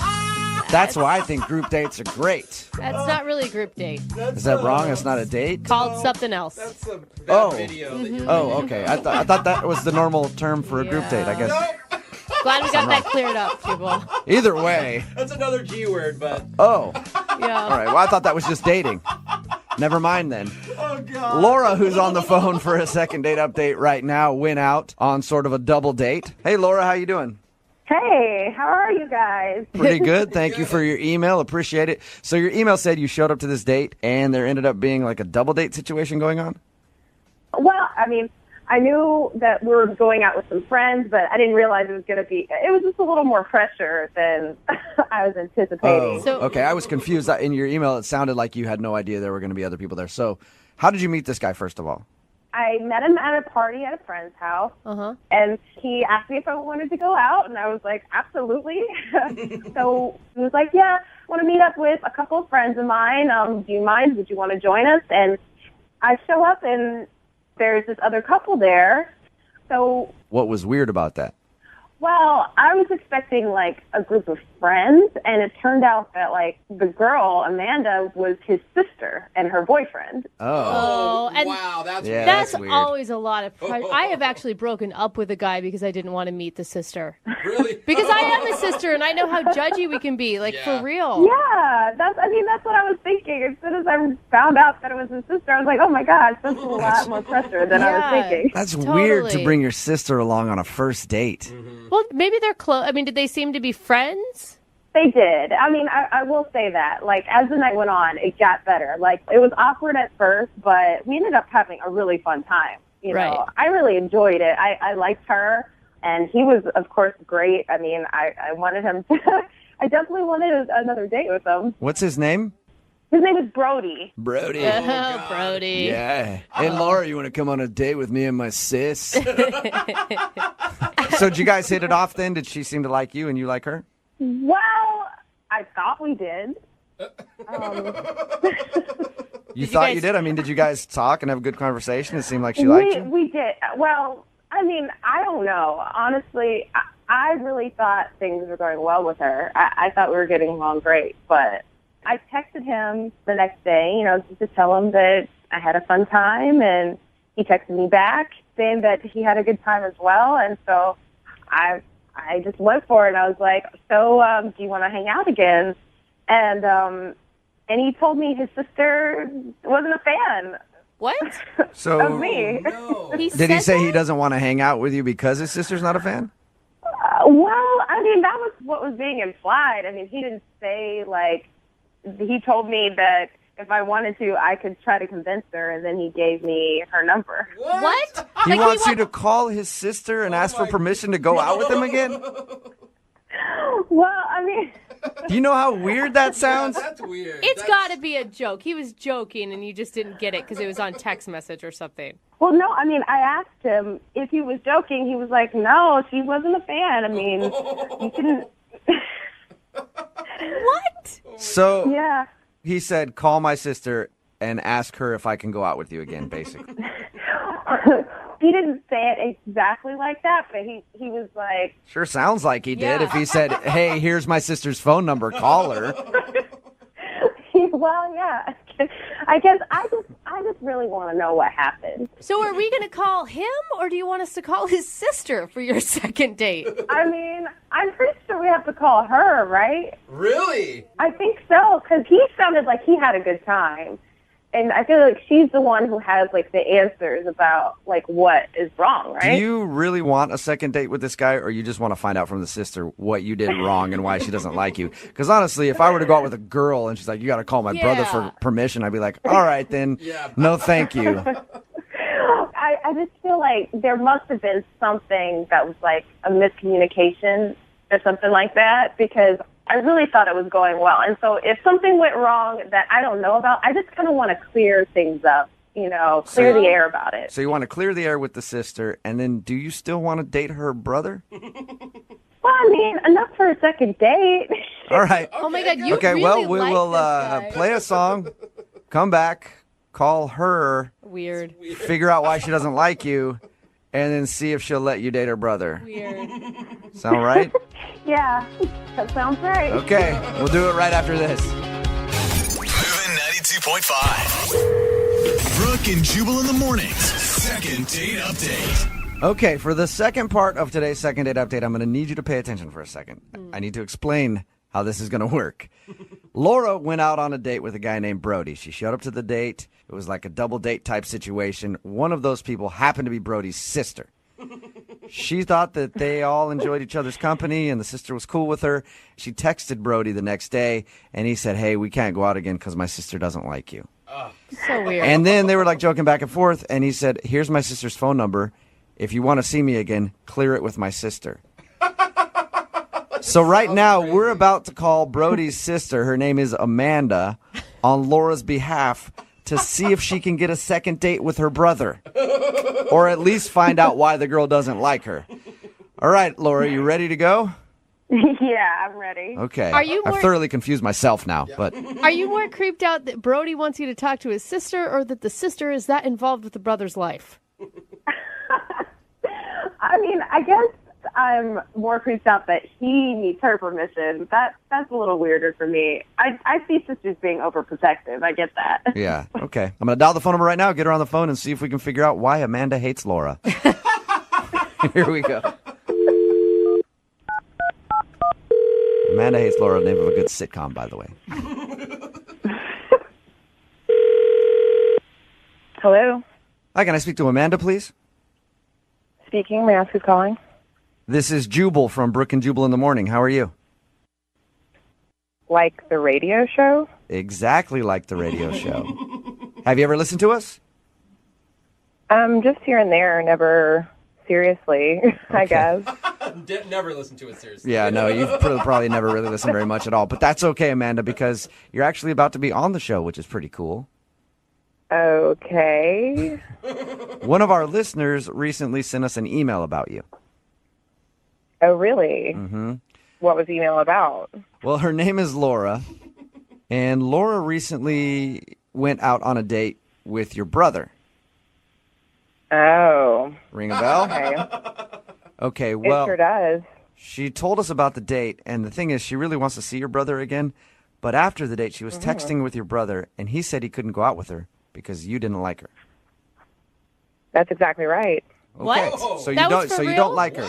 So that's why I'm calling you today. I'm calling you to find out what you didn't like about Laura on the date.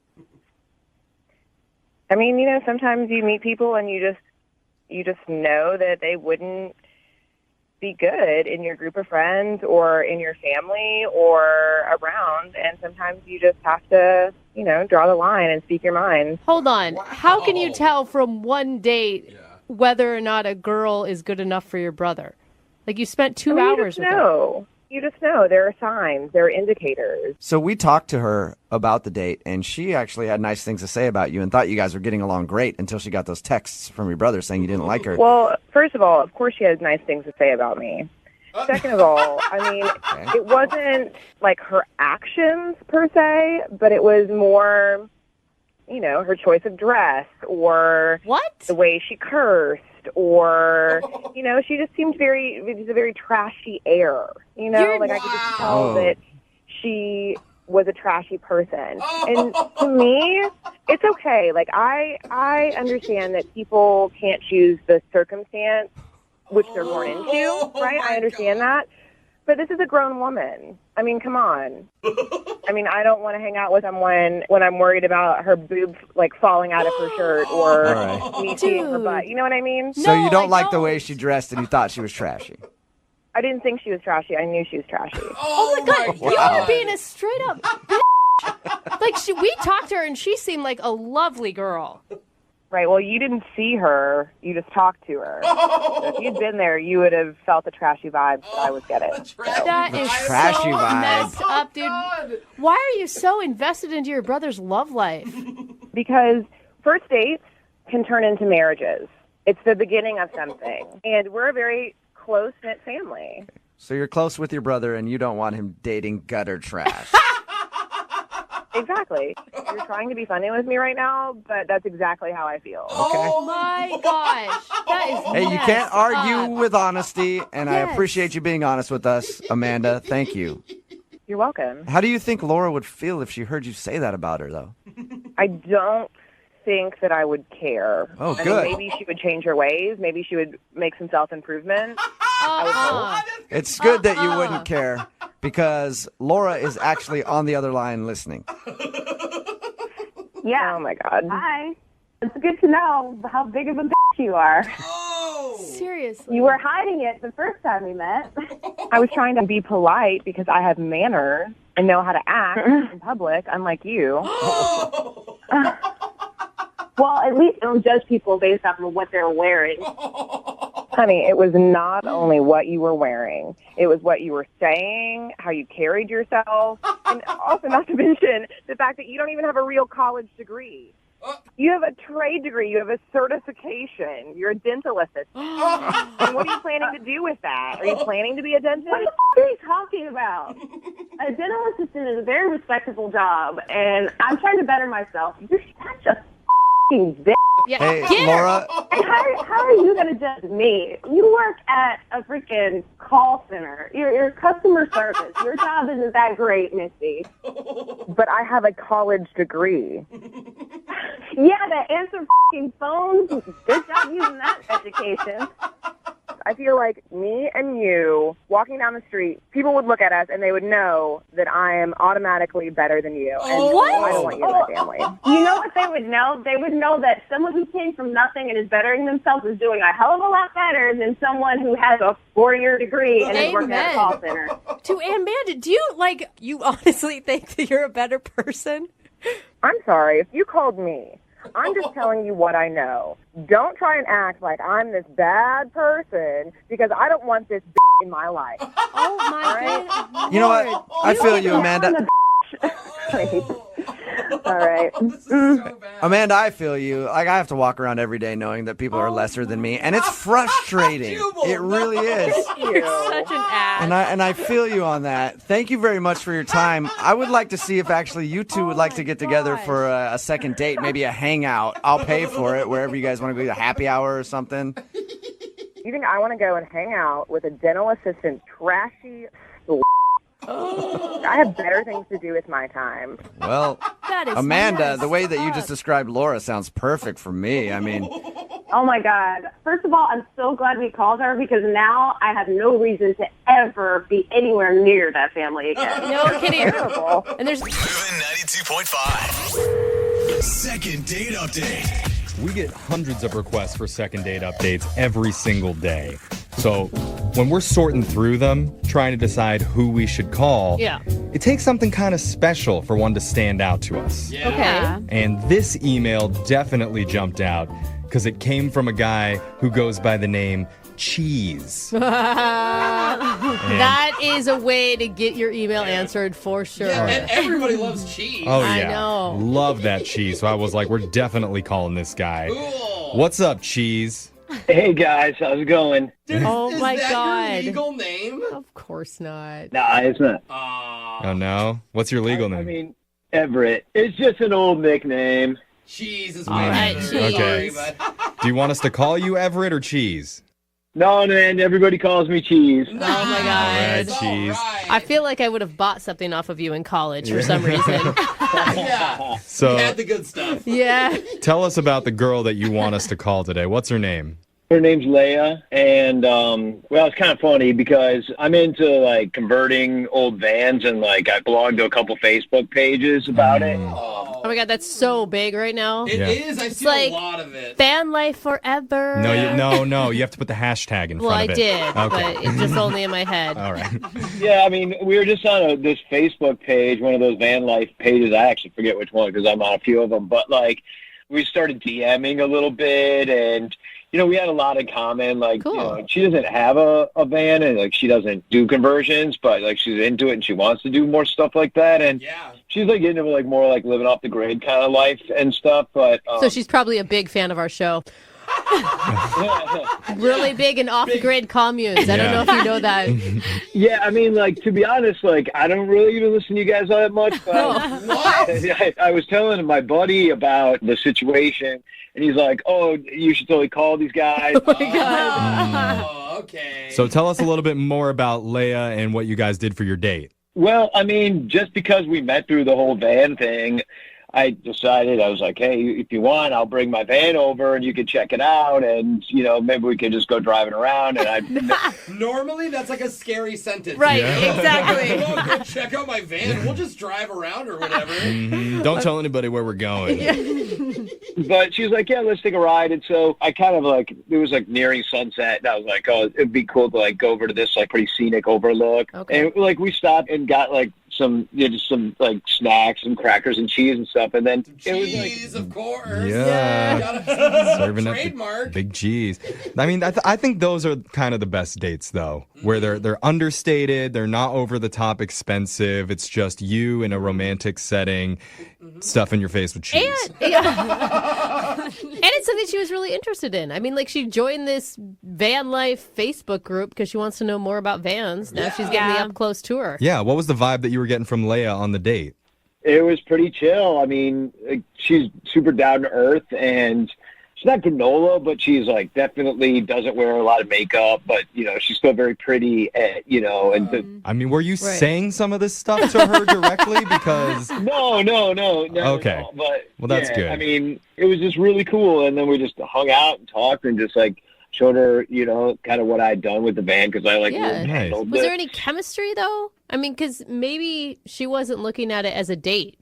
I mean, it could be, but we did end up like kissing at the end of the night. Okay, we didn't get to that part. Okay, so it was a date. She was pleased with the cheese. That's his tagline. No, but there was only one like kind of weird thing happened like the whole time, but it wasn't a big deal or anything. But like I had forgotten to put on the parking brake. Oh no! So things got a little exciting as, you know, we were kind of like rolling towards the cliff. No! Oh my God. The wrong way. But it was not like a big deal. Like we barely even went. That was the only thing is she was like kind of like freaked out. Understandably so. Like yeah. Was that before or after the kiss? Oh, it was before. It was before. Okay, so she still kissed you afterwards. Was that planned? Planned? Yeah, Did they try to like push him off the cliff Well- on purpose? He could be like a hero. You know, he could be the hero, and like when you put a little bit of like fear into a woman's heart, it gets the endorphins going, the adrenaline, and all of a sudden it's like, oh, you saved my life. Like, oh, thank you. Which is why on every date, every guy should put their dates in danger. I don't think that's how our Little female bit. brains work, but No, I mean that's not really how it went down. Because like, trust me, I was a little freaked out myself. You know, like. All right. Okay. So, I mean, the only reason I'm asking is because we've had a lot of instances on this show in the past where guys will purposely do something to make themselves look good, but it's good to know that was just an accident. Yeah, no, that's not how it went down. It's just like, I'm good by myself, you know. I don't need to, that's right, to Cheese. try to do any underhanded thing. Yeah, no sleeves from Cheese. No. So how did... Just stop rhyming. No, it's going to keep happening. It's going to keep happening. Do not ease the cheese. That's right. oh my God. Okay, you guys. So Cheese, how did the date end? I just kind of like drove her back to her house, and we're sitting there for a while. We're talking a little bit more, and then, you know, we just shared a kiss, and it wasn't like, it wasn't a makeout session, but it was like a nice kiss, and then, you know, she took off, and like I'm figuring like I'm going to get to see her again because it went so well, and then like nothing since then. Nothing. So, I mean, and the only thing I can think about is like I'm like pretty geeky about my van, and like, you know, like it could be the kind of situation that she's just like, that was a little too much for me, or because a lot of people have felt that way before. But like, a lot of people have felt that way before. Everyone I've ever shown my man. Cheese. Cheese, at least you're honest, man. Yeah, at least you know you're a little van nerd. So here's what we're going to do. We're going to play a song. We'll come back. We'll call Leia for you, and we'll try and get you a second date update. All right, Cheese? awesome. Thank you. All right, hold on. All right, if you're just tuning in for the second date update, we're on the phone with a guy named Cheese. Well, his real name's Everett. Yeah. But all of his friends call him Cheese, and Cheese lives that hashtag van life. Driving an old, refurbished Volkswagen, which he uses to live off the grid. And he recently met a girl named Leia online. They drove to a scenic lookout together, had some cheddar snacks, almost rolled off the cliff. Yeah. Because Cheese forgot to put the parking brake on, but it's okay, nothing bad happened. He even got a kiss out of the whole thing. Yeah. But afterwards, Leia has put the cheese on freeze. Fantastic. It had to do just one. Just please. Okay, please. I like him. Stop. All right. I'll ease up on the cheese. All right. So, Cheese, I never asked you this, though. We're about to call Leia. Does she know you as Cheese, or does she know you as Everett? Yeah, no, she knows me as Cheese. I mean, I don't actually recall if I even told her my real name, but like the only thing that, you know, I can really even think about is that I think that she just thinks it might be fun to go on a date with like a van life guy, but not necessarily like sees a van life guy as somebody who she would go out with in the long term, you know? See, and that's, You know, that's what I'm thinking too, because I'm just imagining her like coming back to her apartment, talking to her roommate, and being like, "Oh my God, I met this guy on a Facebook page, and his name's Cheese, and he took me out in the van that he lives in." Like, that's not gonna probably go over well. They're like, "Oh my God, he sounds like a cat." Yeah, I don't know that like any of her girlfriends would be like, "That's the one, nail him down," you know. But you sound like a great guy. You do. You sound like a really great guy. I mean, I do have an apartment. Okay. But I don't like to necessarily live in it all the time. I like to go off and just kind of run around as much as I can. Cheese doesn't live in the apartment. That's Everett's apartment. Cheese is the one that lives in the van. Everett's on the lease. Okay, right. But, okay, let's just get right to this. We're going to call Leia for you and try and get your second date update, all right? Awesome. All right, here we go.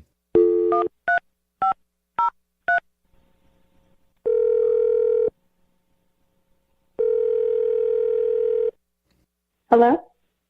Hi, is Leia there? Yes, who's this? Hi, Leia. My name's Jeffrey from the radio show Brooke and Jeffrey in the Morning. How you doing? I'm good. How are you? I'm awesome. Do you have a second to talk with us for a little bit? I'm sorry, what is this about? So this is about a segment that we do called a second date update. That's where if you go out with someone and afterwards, if they're not calling you back, you can email the show and we'll reach out to them for you to try and figure out the reason why. Okay. I know it's a little bit weird, but somebody emailed us about you, and he goes by the name Cheese. Okay. You remember Cheese, right? She's like, "I've been out with 7 cheeses." Was it Swiss or Brie? Yeah. Oh, Marty, I loved him. We're joking, Yeah. Leia. Sorry. We're still joking about the cheese name. Okay. Yeah. Like, you guys are funny. Okay. So, anyway. You remember Cheese, though. Yes.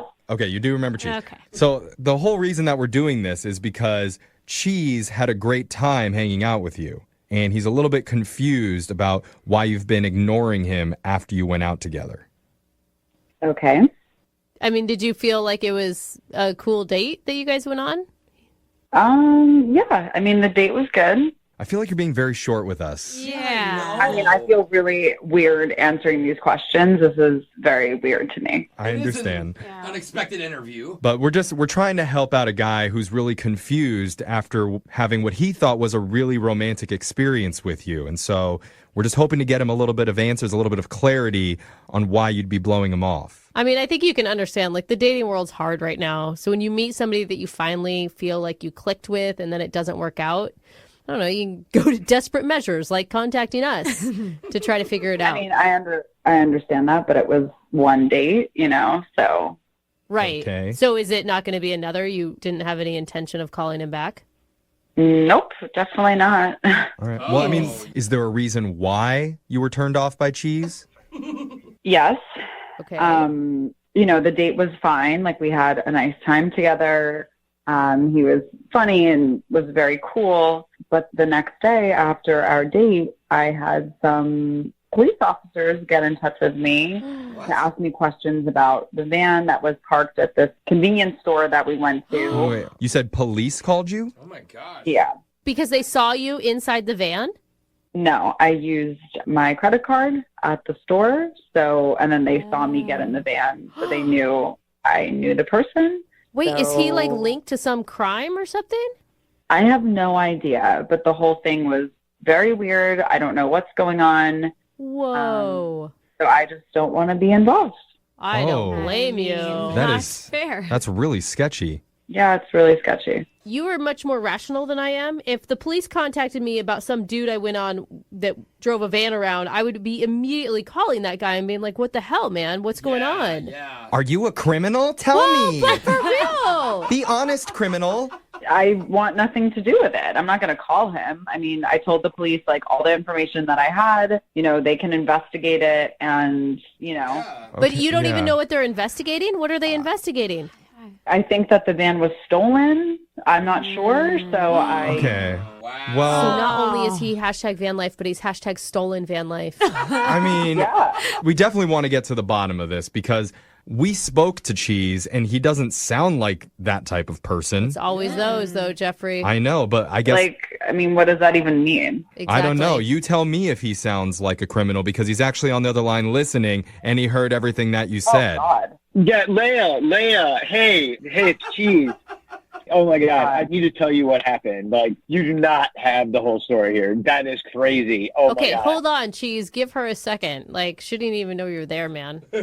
I know, okay. Wait, so you set this whole thing up on the phone too? Like, is this like a scam?